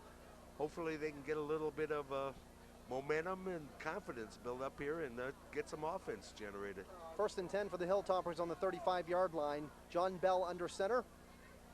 He's got Smith in the backfield. Polburn, handoff is to Smith. He's going to get good second effort by Smith. Going to pick up maybe 4. Yeah, he fought real hard on there. He ran right into Narinsky at the beginning there. Narinsky dropped down, wrapped around the ankles. Smith just kept fighting, stretched that body forward, and was able to grab another good yard out of that. So we have one of the Chardon players, Alex Skevern, down. Are they going to make him come out of the game? No, I guess not. Yes, Yep, he is. will. Kevin will come out, and he'll be replaced by number 71, Matt Hochberg. So it's a 2nd and 6 from the 32-yard line for Chardon. Looking to add to their 14-7 lead that they currently hold. 9:45 left in the 3rd quarter. And driving, which is the important thing with the lack of offense tonight so far. Polburn in the move. Smith going to get the ball up the middle, and he's met by three Bombers, and maybe picked up 2 yards, which will bring up a 3rd and 5. Yeah, and the big one on that was Austin Patak, the linebacker for Kenston, wrapped up Smith and was able to hold him. And so Chardon's got one of those 3rd and 5s, which is, they can run it. I wouldn't be surprised to see him go to the air, though, and try to get the 1st down. Well, they're certainly in 4-play territory right here on offense. Oh, definitely so. We got Bell back in shotgun. Seems like he's talking to Smith, maybe changing the play, audible. He gets the snap, and he's going to keep it himself and run right up the middle. He's got a little bit of room, and he's got a 1st down. This as he crosses the 25 and gets in deeper into the Bomber territory here, as Chardon has put together back-to-back 1st downs, which, short of that one drive, has been a real rarity tonight. Johnny Bell saw something he liked on the defense and decided to keep it himself. Yeah, I think the splits kind of drew the corners and safeties out a little bit, and it opened it up. All he had to do was get his block on the one linebacker, and he saw he could make it, and I guess it was the proper call. Out wide, Abram and Pavlik are your receivers. Smith in the backfield. In motion is Robinson. The handoff is to him. He's coming to the right side. He's got a 5-yard pickup, 6. And John Leffler was able to get the angle on him and pull him out from his safety position out there. But like you said, not before he got a good 6, maybe 7-yard gain on that one. Just a quick hitter to the outside. Chardon seemed to be taking control here on the ground. John Bell looking for the play. Yeah, and they're mixing it up a little bit, using a little bit of the fullback power, the speed to the outside, the quarterback option where he holds onto the ball and takes off. They're getting a good little blend on this drive. John Bell looking for the snap here. Polburn in motion, and there's a fumble. Ball's on the ground. Kenston says they have it. We'll have to wait and see. No, I don't think so. I think Bell fell out of himself. Looked like Bell pulled out just a hair early there. It. Yeah, that's who came on it. Bell fell on his own fumble. It'll be 3rd and 4. Didn't lose too much there on that play. But they lost the down. That's the thing. The most important thing. Like you said, this is 4-down territory. Unless, of course, it's Adam Parker. Adam Parker's got a foot. We don't know what his range is. In the shotgun will be John Bell to his left. Smith. Robinson to his right. John Bell's going to keep it. He's going to go to the left side. He's got some room, and he's going to have a 1st down and then some. A nice run by John Bell. He looks like he maybe got a little work done in the training room during the half. I think it was more a case of speed. He just outran number 33, Mike Santini, to the corner there. Santini had an angle coming in from his defensive end position, but he just turned on the jets and just outran him to the outside. Johnny Bell's won the limping leg that he had earlier in the game. Doesn't seem to be limping too much on it right now. Well, maybe a little tape reinforced that at halftime. Gotta love the trainers. Smith directly behind John Bell. They got it marked right at the 10, so it's score or nothing here. Robinson. And he's in the end zone. Touchdown, Chardon Hilltoppers. No one touched him. No, he got the corner, got the blocking right on the corner, just turned on the jets and ran for the very end of the corner of the end zone there, was able to push it in. Nice drive. Nice drive. Yeah, one thing that adds the points and all, but that puts a lot of pressure on that Kenston offense now. They got to come out and perform because they're now in a hole. Parker with the extra point. Kick is up and it's good. And they'll extend the lead to 21-7 here in the 3rd quarter with 6:44 left. Chardon 21, Blue Bombers 7. Because I'll tell you, when it's sitting at a 7-point lead, one play can make it or something. when you're down 2 and you got what so far has been an anemic offense for Kenston, that's a hole. That's a deep hole, and they really got to start working about it. You can't wait very much longer, or the ball game's just going to run out on you. You know, as I've heard from some of the folks here, Kenston has a tendency to throw the ball quite a bit when they get behind later in the game. So you might see Tevapaw falling back, fading back and throwing some passes here, and this will put the Chardon defensive secondary to the test a little bit, where they kind of struggled earlier. Yeah, we'll kind of see what kind of adjustments they came up with here at halftime. But that score does change whatever adjustments they made just a little bit. Still not panic situation, because you know, like I said, this Kenston offense has the potential of being a really, really good one. So far, they just haven't really shown it. And like I said, last week, I don't believe it was there either with the yardage they had. We also want to let you know, don't forget birthdays, anniversaries, and other special occasions can be made more special through GTV.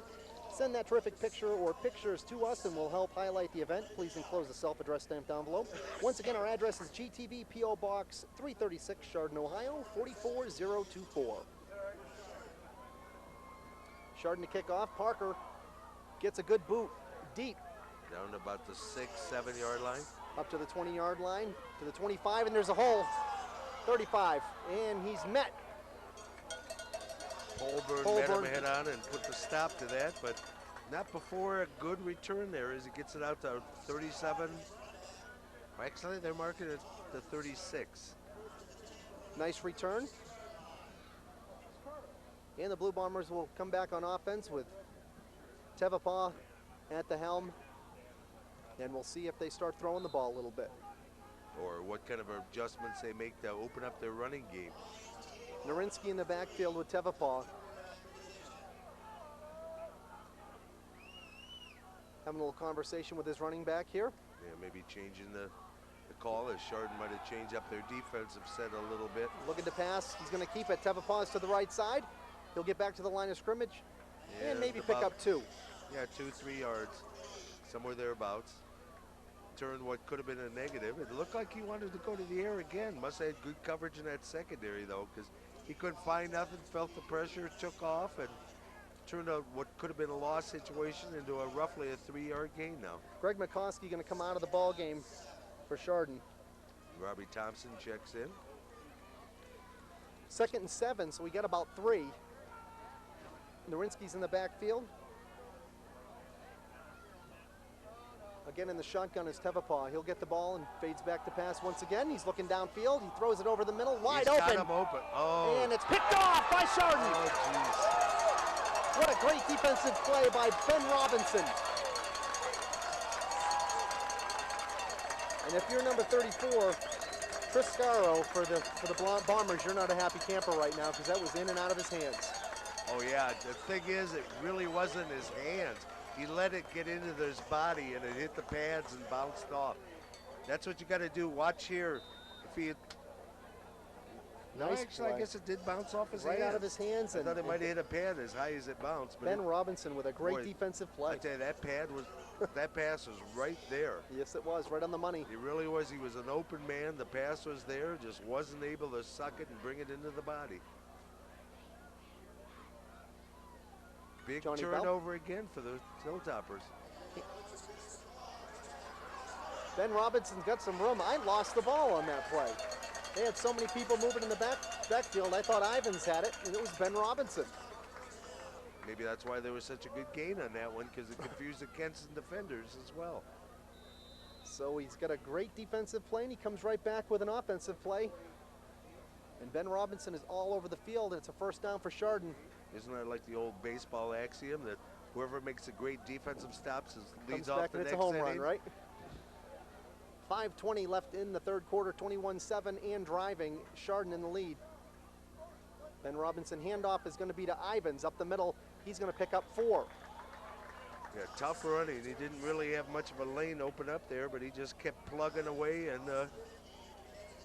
keeping moving forward. And yeah, all of a sudden this offense is kicking in. It's almost close to a 5-yard gain.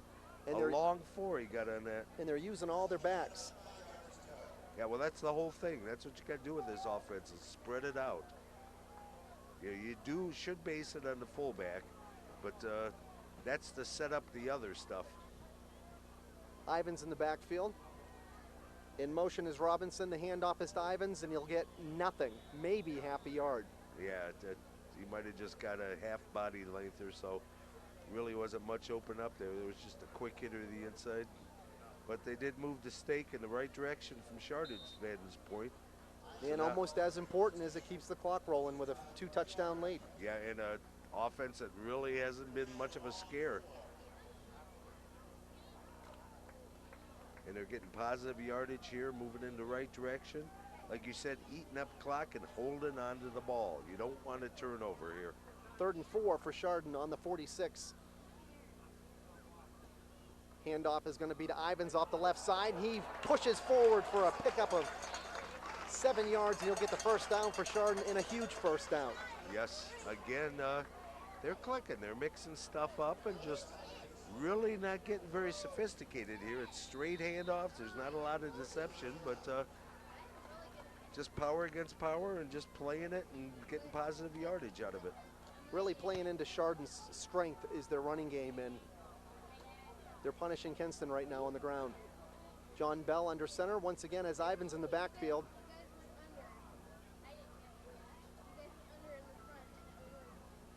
Oh, there's a fumble, and John's going to fall on it.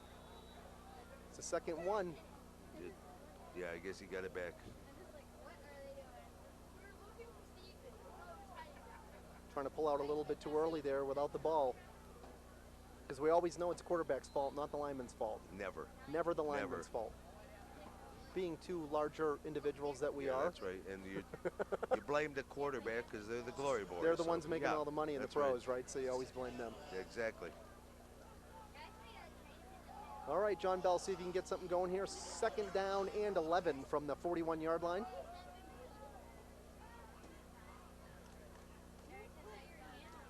Robinson in motion. The handoff is going to be to Ivans. He's going to power his way forward for a pickup of 6. That's just straight ahead power football right there.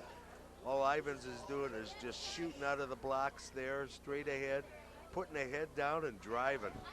And the coach says thank you very much for those nice runs, and he'll come out of the ball game to a nice round of applause from the Chardon crowd. Matt Smith back in the game for Chardon at fullback. Somebody get that boy a water bottle. And there he has one.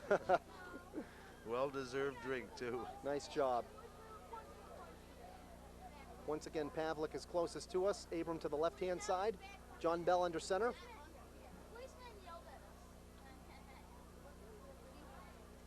The ball's going to be handed off to Matt Smith. He looked to break it to the outside, didn't get much, and that's going to bring up a 4th down. He might have actually lost a hair there.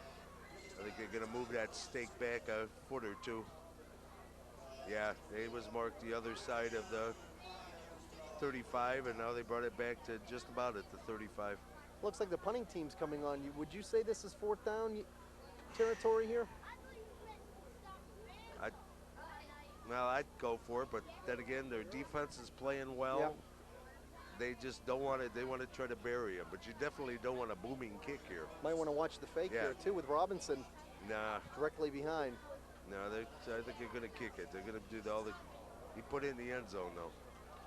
That you didn't particularly want. Well, and they'll bring the ball out to the 20. It'll be Blue Bombers' first down with 1:13 left in the 3rd quarter. 3rd quarter's gone flying by. You know, that might be one of those cases where you get a guy that's got good hands, really isn't too good a punter, put him back there for those little short ones, you know? Have your short punter, the specialist. You know, there's probably tons of kids out there that got good hands, can catch the ball and all that, but can't kick worth a darn. That's what you needed there. You didn't need the booming punt in the end zone. You can bury him inside the 10 or so. That's perfect. Put even more pressure on this offense. It has enough pressure on it right now as it is. Tevapa on the shotgun with Narinsky in the backfield, and he's looking to pass. And here come a whole bunch of black shirts, and down he goes.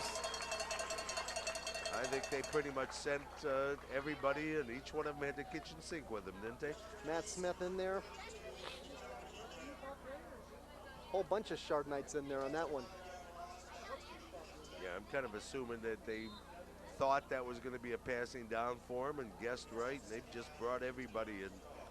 went for it, and it was successful for him. Loss of 5 on the play, bring up a 2nd and 15 on the 15, little shy of the 15. I tell you, 10 yards is hard to make for this Kenston offense today. 15, that's asking a lot of them. Little hold up there on some equipment. Tepepaw under center. Fakes the pitch, Narinsky keeps it, and he fires one over the middle, nearly intercepted. Nice play by Kyle Abram on defense for Chardon. Yeah, there was double coverage on that one. That was, again, one of those passes that ill-advised. He's very lucky it wasn't picked off. Jared Polburn also in on the play, and it's 3rd and 15. Yeah, poor Kenston really can't get it. This is where they could use a pooch kick, but they almost got to try to get the first down. Hope that they can hit the one big pass play they need to get something going. All right, 3rd and 15, Tepepaw on the shotgun. Because we're running out of time here in this Drops. 3rd quarter. Looks to pass downfield. He's got someone open, and it's in and out of the hands of Mickey Pallas, and that's twice. A 3rd down would have been a 1st down. Yeah, and the ball was there. Those are well-delivered passes, and Pallas knows that. He immediately went to the typical football, I screwed up thing by throwing the hands up to his helmet. Couldn't have been a better pass by Ryan Tepepaw. One of his better passes of the evening, and the Hilltoppers will get the ball back with 9 seconds left in the 3rd quarter. It's hard to say with the size of Pallas. He had a little bit of where he could have got some running room there. He probably Nice has punt. a load to bring down. Ben Robinson kind of jumbling the punt a little bit, and he gets met quickly by some Kenston Blue Bombers. Number 41 in on the tackle for Kenston. That would be Joss Shignall. Wow. Still, again, those 1st down Chardon got, that gave him field position because Kenston punts out, barely got it into Chardon territories. It's sitting on the Chardon 49 right now. Starting to put some pressure on that defense. They pretty much got to go with 3 and out. They got to save time, and field position is definitely not in their advantage right now. Chardon came right out and scored quickly in the 3rd quarter and kind of shut down Kenston. So we have a 21-7 lead for the Hilltoppers into the 3rd quarter. We'll go into the 4th quarter. Chardon will have a 1st and 10. It looks like on the 49-yard line of the Blue Bombers, looking to put 7 more on the board and take a commanding lead in this game. Yeah, and if they can just push, right now, quite honestly, with the fact that there is no offense from Kenston, just keeping the field position would be very important. So if they can grab a 1st down or 2 again pin them maybe inside the 20 or something, and then let their defense do their job. They have Kenston right now where they want them. They got them on the ropes. And if they keep the ball on the ground here, they can burn off 7-8 minutes of the clock. Yeah. Like you said, we're getting to the point where Kenston really can't afford to use that much of their ground game anymore.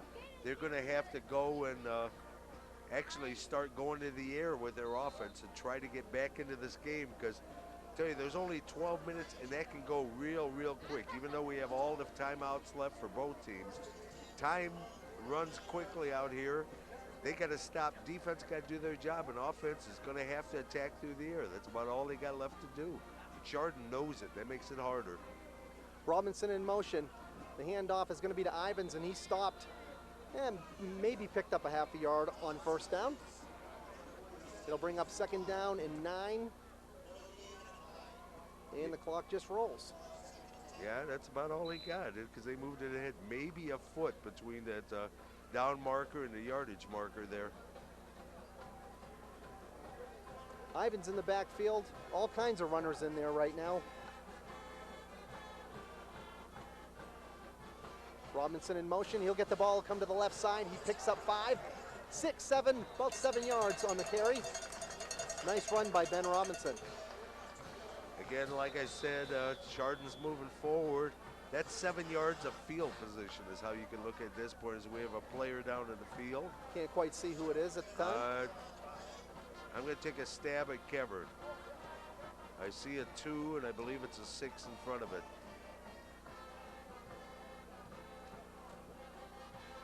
So as they're tending to him, we'll see. Yeah, it looks like number 62. The good thing is I think he might have just got his bell rang a little bit there.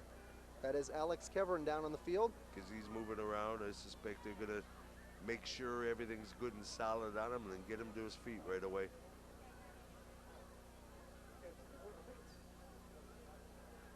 And it looks like they're tending to his left leg a little bit. Yeah, I don't know exactly what you say to those players on the Kenston sideline right now. I mean, you got to let the defense know that you can't allow this first down. It's third and about a yard, yard and a half. This is probably the biggest third down of the game.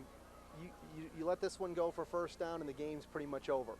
Yeah, yeah, because again, it's going to eat up another minute, minute and a half here. I'll tell you, we're having a little slowdown here in the action, so why don't we take a short little break and come back in just a couple of moments with GTV's Chardon Kenston action.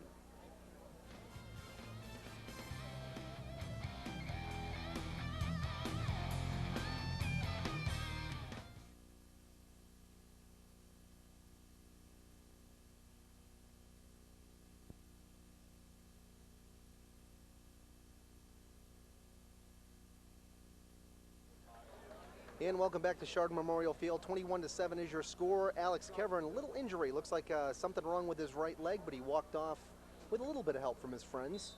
Yeah, and they'll sit him down on the bench and administer a little more health to him. But the good thing is he's walking off the field, and you always love to see that. Huge play right here for the Kenston Blue Bombers. 3rd and 1. Chardon looking to extend their lead here. The hand is going to be to Ivins, and he easily has the first down, picks up maybe 6 yards on the play. Yeah, they open up a little lane on that left side there, and he shoots out of the blocks pretty darn quick. Watch it. You see the lane opening up there. You see Dornan out lead blocking, and he just hits it. 73, Ryan Dornan, man, he lay a lick on you, won't he? And really, I mean, you break a long one here, Chardon would appreciate that. But they're happy right now getting that foot and a half to get that first down. And on first down, John Bell is going to hand the ball off to Robinson. Robinson to the left side. Not sure how much he picked up, but maybe I'd say 5. 4. Yep, 4 or 5. Yeah, you can see, well, he's got it marked there. Yeah, close to 5. Again, it was on the near sideline. We were blocked a little bit. And we've got another Chardon player down. On the replay, you can see Robinson gets the ball, goes to the left side. Great block. Great block by the big boy there, Dornan. Once again, turning his guy to the inside. Making some running room for Ben Robinson. Not quite sure who's down right now for Chardon. Yeah, we're totally screened off on that one. Well, Chardon's driving once again with 10:26 left in the 4th quarter. 21-7 is your score. Chardon in the lead, 2nd down and 5 to go. Ball's on the 33-yard line, and Chardon is driving again. Hate to see any of these kids get hurt. We got some guys right down here in the front. 2 of them in wheelchairs after having surgery. It's Robinson, actually. It is Robinson. Yeah, they got him up. It looks like maybe an ankle or something. He's favoring his right leg. And they're going to set him down on the sideline here. Something with his right leg. We'll kind of keep an eye on that as we go back to action here. And we're hoping it's nothing serious with Ben Robinson as Chardon comes back out on offense. Polburn is to the left side.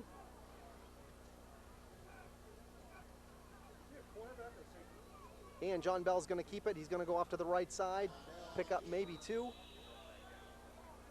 Somewhere thereabouts. And they'll bring us a 3rd and maybe a 3-yard play coming up. Zach Wedge into the game at fullback. He's number 26. He'll probably get some carries now with Ben Robinson out of the game. Clock continues to roll. 9:47 left in the ball game. A 3rd and 4 for the Hilltoppers.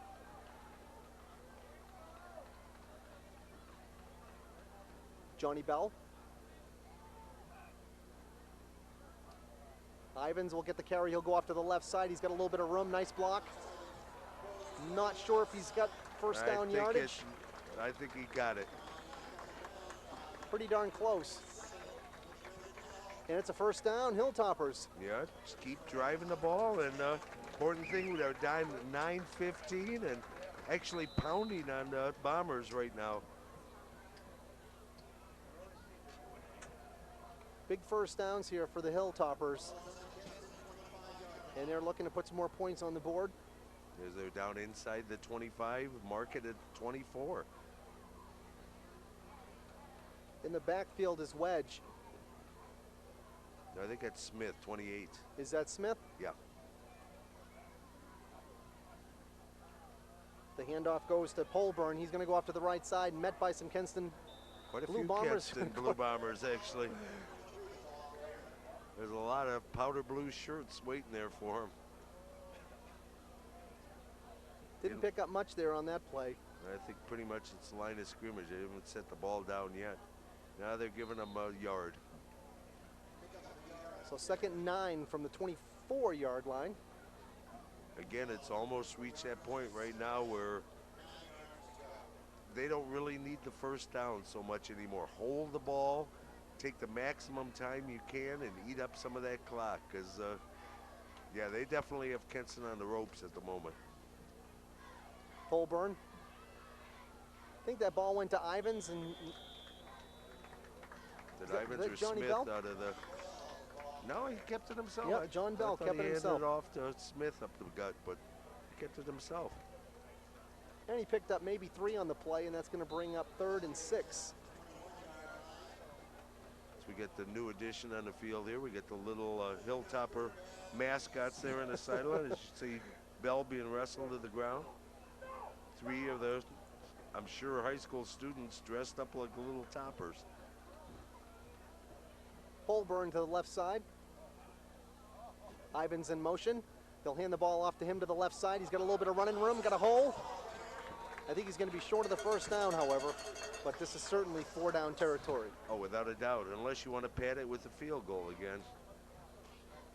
Where are they? 15, 16-yard line? How important is it to get your kicking game involved during the season? Actually, that's a 43-yard field goal. Forget How that. important is it for them to kick during the season come maybe playoff time when a field goal could win a ball Oh, yeah. game?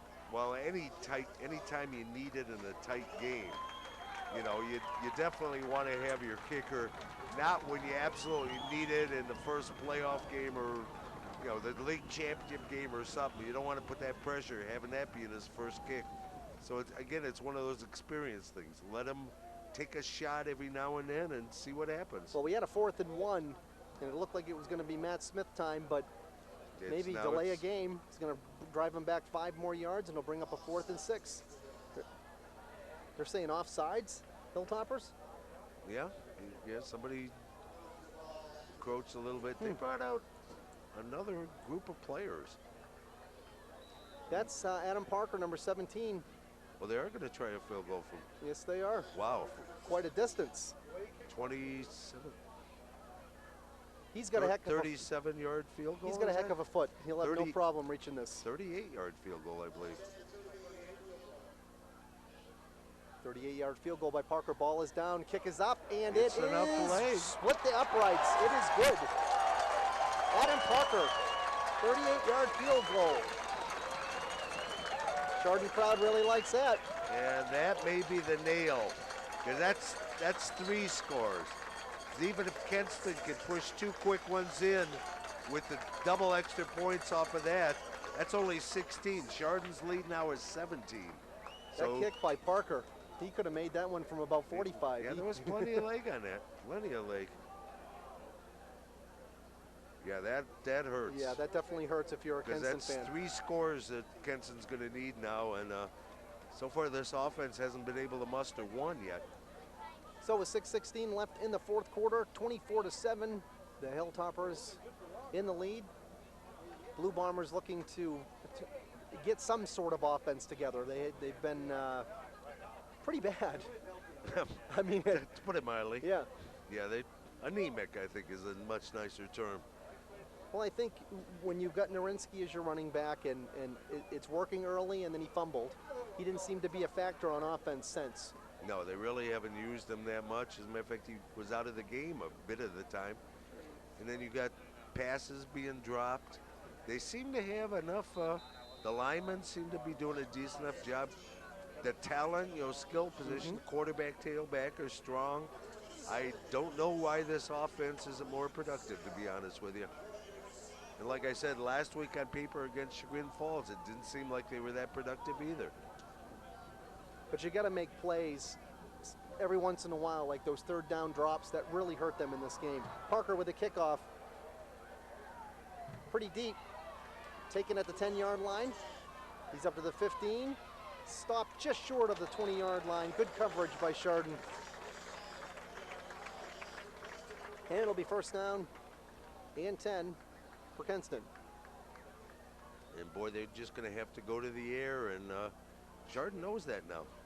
Linemen are probably not going to be containing as much in the run defense. They're going to come back with their ears back and licking their chops, looking for the sack. Big time. Have If I was a lineman out there, it'd be strictly pass rush. Yeah. That's all I wouldn't be thinking run. Tevapaw in the shotgun. He'll get the snap. He's looking downfield. And he's got some pressure, and down he goes. The tackle is by number 55, Greg McCoskey. And helped out by Corey Comertz there.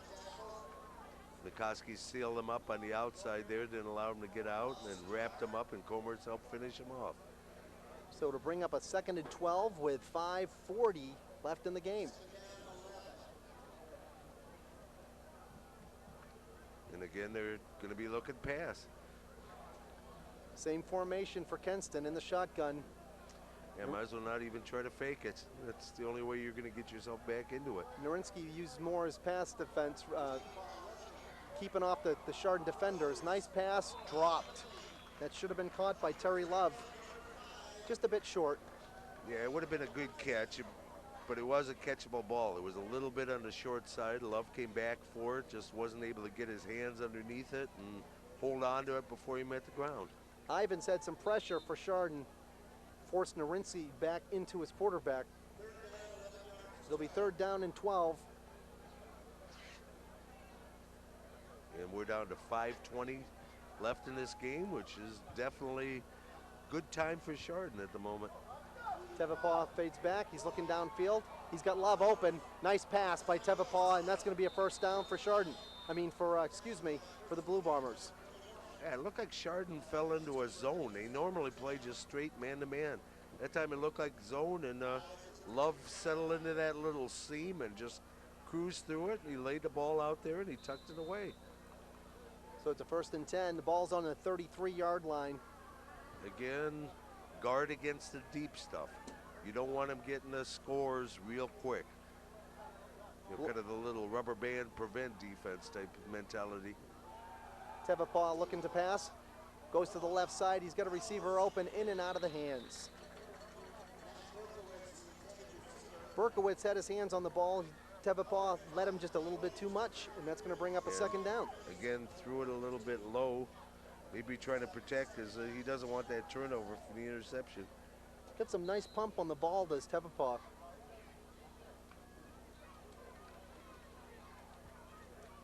Doesn't look like an overpowering kid, but he's got half-decent technique. Yeah. Again, another down. We're down to 4:52. Passes out to Love. He's got it. Got the first down and that's again. That's going to be a 1st down. So 2 big first downs for Terry Love. But the clock continues to roll down. Looks like Chardon's giving up that little short stuff. They'll allow that a little bit more and guarding more against the deep fly patterns and stuff. They don't want the big home run ball hit. They'll give it the little bunt singles. So we got another hobble player, Chardon, coming off the field. Robert Hanlon coming in on defense, number 88 for Chardon. Tevapaw back in the shotgun, once again looking to throw. He's got some time. Looking downfield, he throws it. He's got a guy open, and it's a great pass to number 9. And he's all the way down to the 8-yard line. See, where are they going to mark it? They're coming out. They're bringing it. He must have stepped out of bounds about the 18 or so. I think they're bringing it out to. Mickey Pallas on the reception. Remember, he dropped one earlier in the game right in his hands. Didn't drop that one. And it's a big pickup for Kenston. But he'll remember that one more than he'll remember this one, probably. Yeah, he will. Unfortunately, that's the way that goes. Tevapal with a nice touch on that pass. Looking to pass again. Think he's changing the play? I think he changed the receiver's route. He's got a receiver open in the end zone. Nice pass, and that's going to be a touchdown. Excellent pass by Ryan Tevapal. Actually, that was just a excellent adjustment by the receiver there. Sean Erb did a great job going after the ball for Kenston. Yeah, he had to fight his way through the little chucking that Polburn was doing on him. Kept his concentration though and then went for the ball. Do you think that was kind of a prevent defense that they were playing? Doesn't prevent a whole lot, does it? A lot of guys through, but the kick is up and it's good for Kenston. So they cut the lead to 10 with 4:11 left. It's Chardon 24, Kenston Blue Bombers 14. And now it's time for the onside kick. I don't know. I don't know if they're going to do that, because if it fails, you're giving Chardon good field position, burying yourself in a hole again.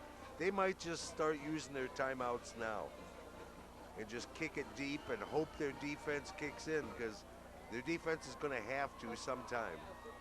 Well, we'll find out pretty quick here. They're taking a little extra time over there on the sidelines, are the Blue Bombers, so. You know, you look at it here that if they do get the onside kick, they're able to push it in, then they're going to have to get another onside kick. You know, and that, just playing your statistics, it's going to be rough. I think I'd kick it deep and just hope your defense can do their job. They do need the 2 scores, though. And a lot of the hands are up in the front row right now. You've got Ivans, you've got Robinson. No, not Robinson, excuse me, Polburn's up there. You've also got Abram. All kinds of good hands up there in the front row for Chardon. Not that the numbers 60s and 70s don't have good hands. And here comes the onside kick. Here it is. And it goes 10 yards, and it's scooped up by Ivans, and it'll be a first down for the Hilltoppers. Actually, I think that was Pavlik that came down on that Was it? one. 44 Pavlik. Good job by him just covering it up. Oh, yeah. That's not easy when that ball's coming at you squibbed No, like that. and football, that's why it's shaped so funny, so you can get those weird little bounces out of it. Us linemen, we never got to touch the ball. I don't even remember what it feels like. Do you? I think they say it feels like chicken. So John Bell more looking to take some time off the clock here, although we'll probably see some timeouts by the Bombers. Handoff is going to be to Matt Smith, and he's up the middle. He's got some running room all the way down to the 18-yard line. Nice run by Matt Smith, right up the gut. Yep, and he might have been gone. Narinsky came from his linebacker position, was able to catch him from behind there and put him down. But again, that's Bombers are hurting. They're deep. Nice little weave there. You see, he's off to the races there. There's Narinsky, number 8, coming up. Yeah, he had those other defenders. Maybe 24 had a shot at him, but he had them pretty well split. So it was either Narinsky gets him or he might be gone. This might turn into the Matt Smith show here. Ivans is going to get the ball off to the left side. He's got a hold, and it closes quickly. 2 Bombers in there on the tackle. I'm sure there's every huddle there's a mention, protect the ball. Absolutely. Ross Albert's in there on the tackle. Ivans with a nice run. That's a tough thing to realize here, especially for a high school kid, is the fact of we don't really care how many yards you get right now. The whole focus, don't go fighting for that extra stuff and give up the ball. Don't cough it up. This is our game. The only thing that can kill us right now is a big turnover. And there's your timeout taken by Kenston. Wow. Why would they wait so long to take one? That's what I was wondering. Took a little bit. I think they wanted to see where they'd stop them on that first play. Hopefully, geez, I don't know. You take it right away. Yeah. You still burn 15, 20 seconds off where they're huddling up. They lost quite a bit right there. Well, we got a really good game. Chardon came out a little bit flat. Second half, they've been really moving the ball. Yeah, offense has picked up a whole bunch this half. I'm sure that, what was it, 66 yards or so that they had first half? They pretty much had that in the first couple drives. Oh, yeah, absolutely. Kenston's defense hasn't been too bad. No, they've played a good, solid game. It's their offense that has to kick in gear. That's what their whole problem is, and that's what's going to keep them from being a real good team, so they can kick that offense in, because your defense can only do so much, and you're going to have an occasional breakdown like Chardon's first touchdown where they fumble deep in their own territory. You know, those things are just going to happen. So we get a 2nd and 7, 3 minutes and 6 seconds left in the game. 24-14, Chardon with the lead, and looking to add a little bit on there, or just burn as much clock as they can. Oh yeah, that's the whole emphasis right now. Scores are great, but right now it's eat up clock and hold ball. And it's turned into the Matt Smith show as he carries the ball right up the gut and picks up maybe 5. That's a whole thing. Cover and go straight ahead. And another timeout by Kenston. Stops the clock with 3:01. They're down to just the one timeout. Now I'm assuming that this little Hilltopper dress-up figurine dolls down here are going to be a weekly event. I'd have to say they put some time into those costumes. And Either that, they've been working out. I'm assuming they planned to do it together, that You they think? didn't independently decide to all dress up at the same time. I don't know. One's wearing black, the other ones are wearing red. So I don't know. Well, they're all, yeah, well. Yeah, they get the Guys can't blend get of- coordinated yeah. anyway. Yeah, well, plus, you know, those aren't off the rack. There they are on our TV, as they made GTV here. That's what we've been talking about here. Man, look at the guns on them, huh? Yeah. They must be down with Coach DePofi working out there all summer long. If they only knew they were on TV, they'd probably be flexing and putting on a show for us right now. I love the mustaches. They looking good.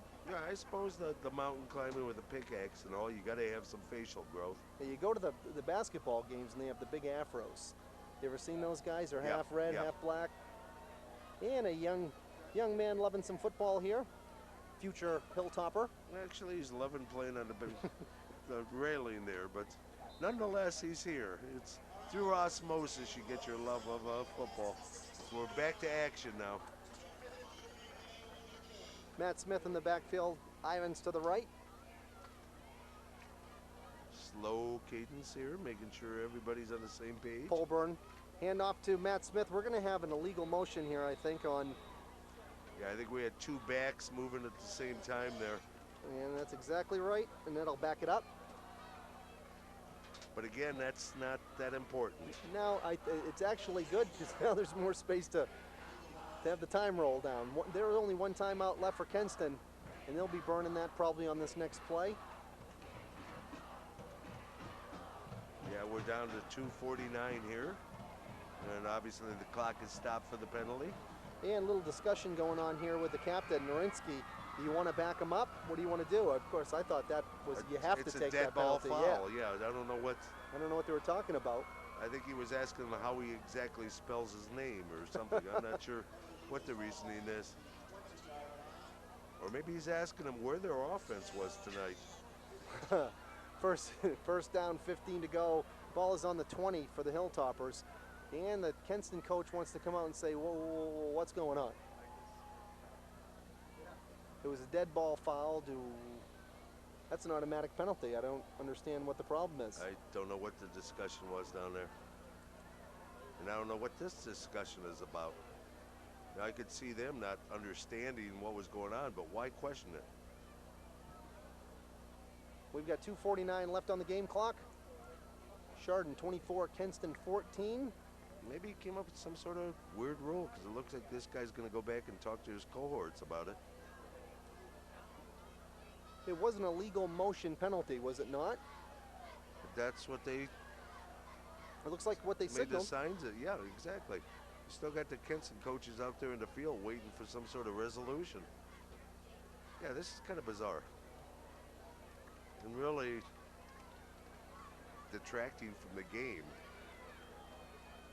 It's like, get on the same page, guys, and let's finish this thing out. And how does whatever you're calling affect the game so much that you're going to take 5 minutes to get the action rolling? But I think we're the Kenston coach going to get a little bit of info. He leaves the field and nothing changes. but at least he's a wiser man for having gone. The only thing that changes is the time we're getting home. Okay, and now Kenston's taking a timeout. Okay, here comes Coach DePolfi. We're going to talk about something. It'd be good to be a fly on the wall here to find out what the heck is going on. Yeah, this is rather bizarre. I have not a clue. The discussion here, what can it be? What can it be about?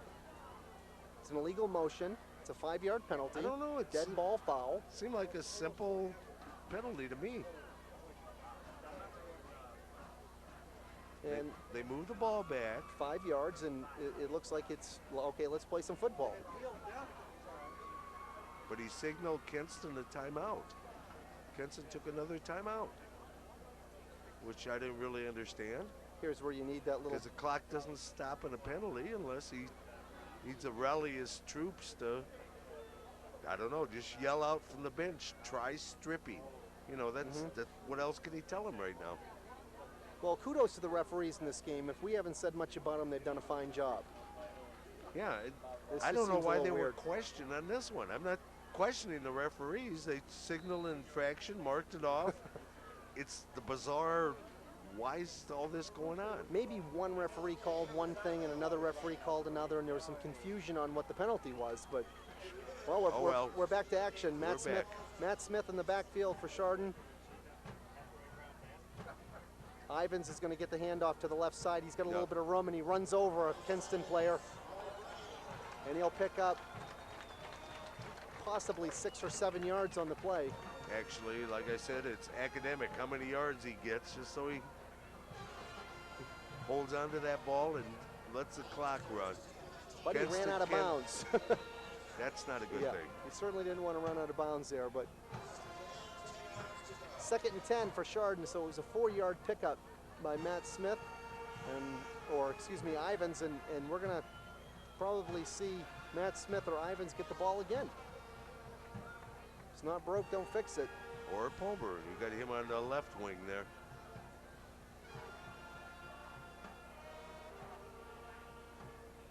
Ivans lead blocks for Smith. Smith picks up a couple. But more importantly, that clock keeps rolling. 2:35 left in the game.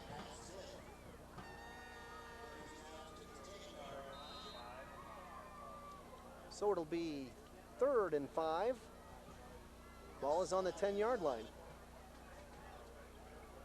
Clock moving as we're going to get close to the 2-minute mark when this ball is snapped.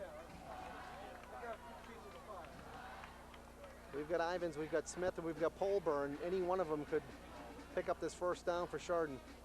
Polburn, the handoff is going to be to no one.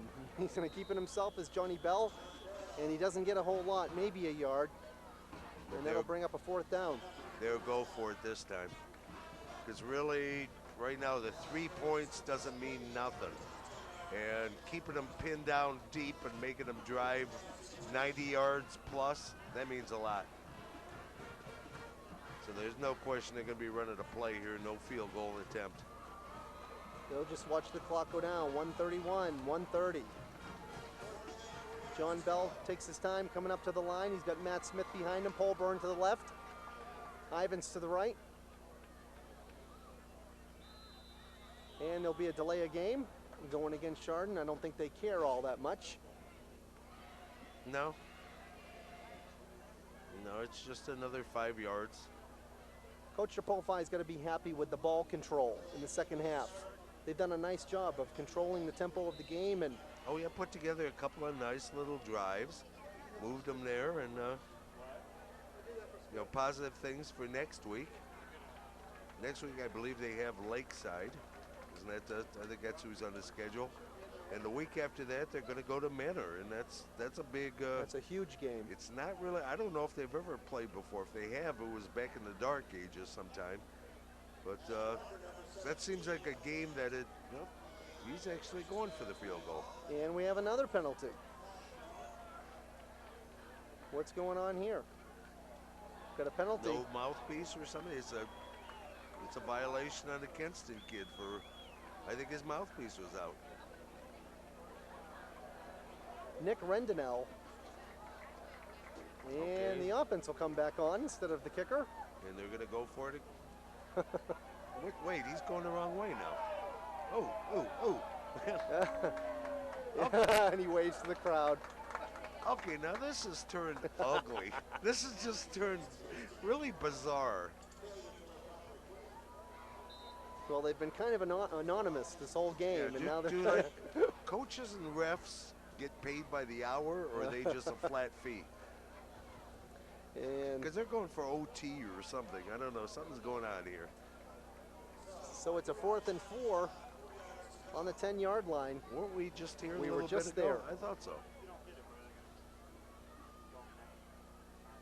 Ivans is going to get the carry to the left side, and the ball's on the ground. Well, that really didn't matter. I think the fumble gained them a half yard. That's about it. So it'll be Kenston ball. First down and 10. And they got 1:13 to try to force 2 scores. And this one's at least 90 yards. So what they need is a 90-yard drive, an onside kick, and a quick 50-yard score. That's easy. Yeah. It happens every week. Don't make me Now, sing "Turn there's- Out the Lights, the Party's Over."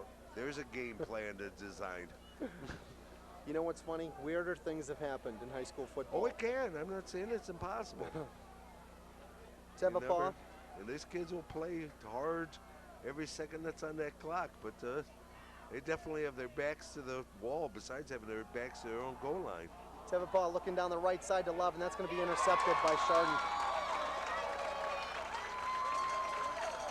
Excellent defensive play by Chris Giganti, and that's his first interception of the year. Congratulations to Chris, and now it's a matter of, I think, kneeling down and saying goodnight. That was almost like that pass was intended for him. A Kenston receiver, I don't know if he broke route or what, but there really wasn't a guy to get in the vicinity of that ball. Well, with 1:08 left, we can say Chardon didn't play great on both sides of the ball, but good enough. Yeah, that's the whole thing. Really, I would rather win ugly than lose playing a beautiful ball game. But this is a good character building game and a good stepping stone to next week's game as John Bell takes a knee and gets the clock rolling again. Yes. Minute 5. Gonna have to take at least one more knee, maybe 2. Chardon crowd never really seemed to just get pumped up and into this game because it was just not a whole lot of excitement like last week. A lot of scoring, just a lot of hard-nosed football. And this was good I for think Chardon. Their most pumped up they got was on that first touchdown there.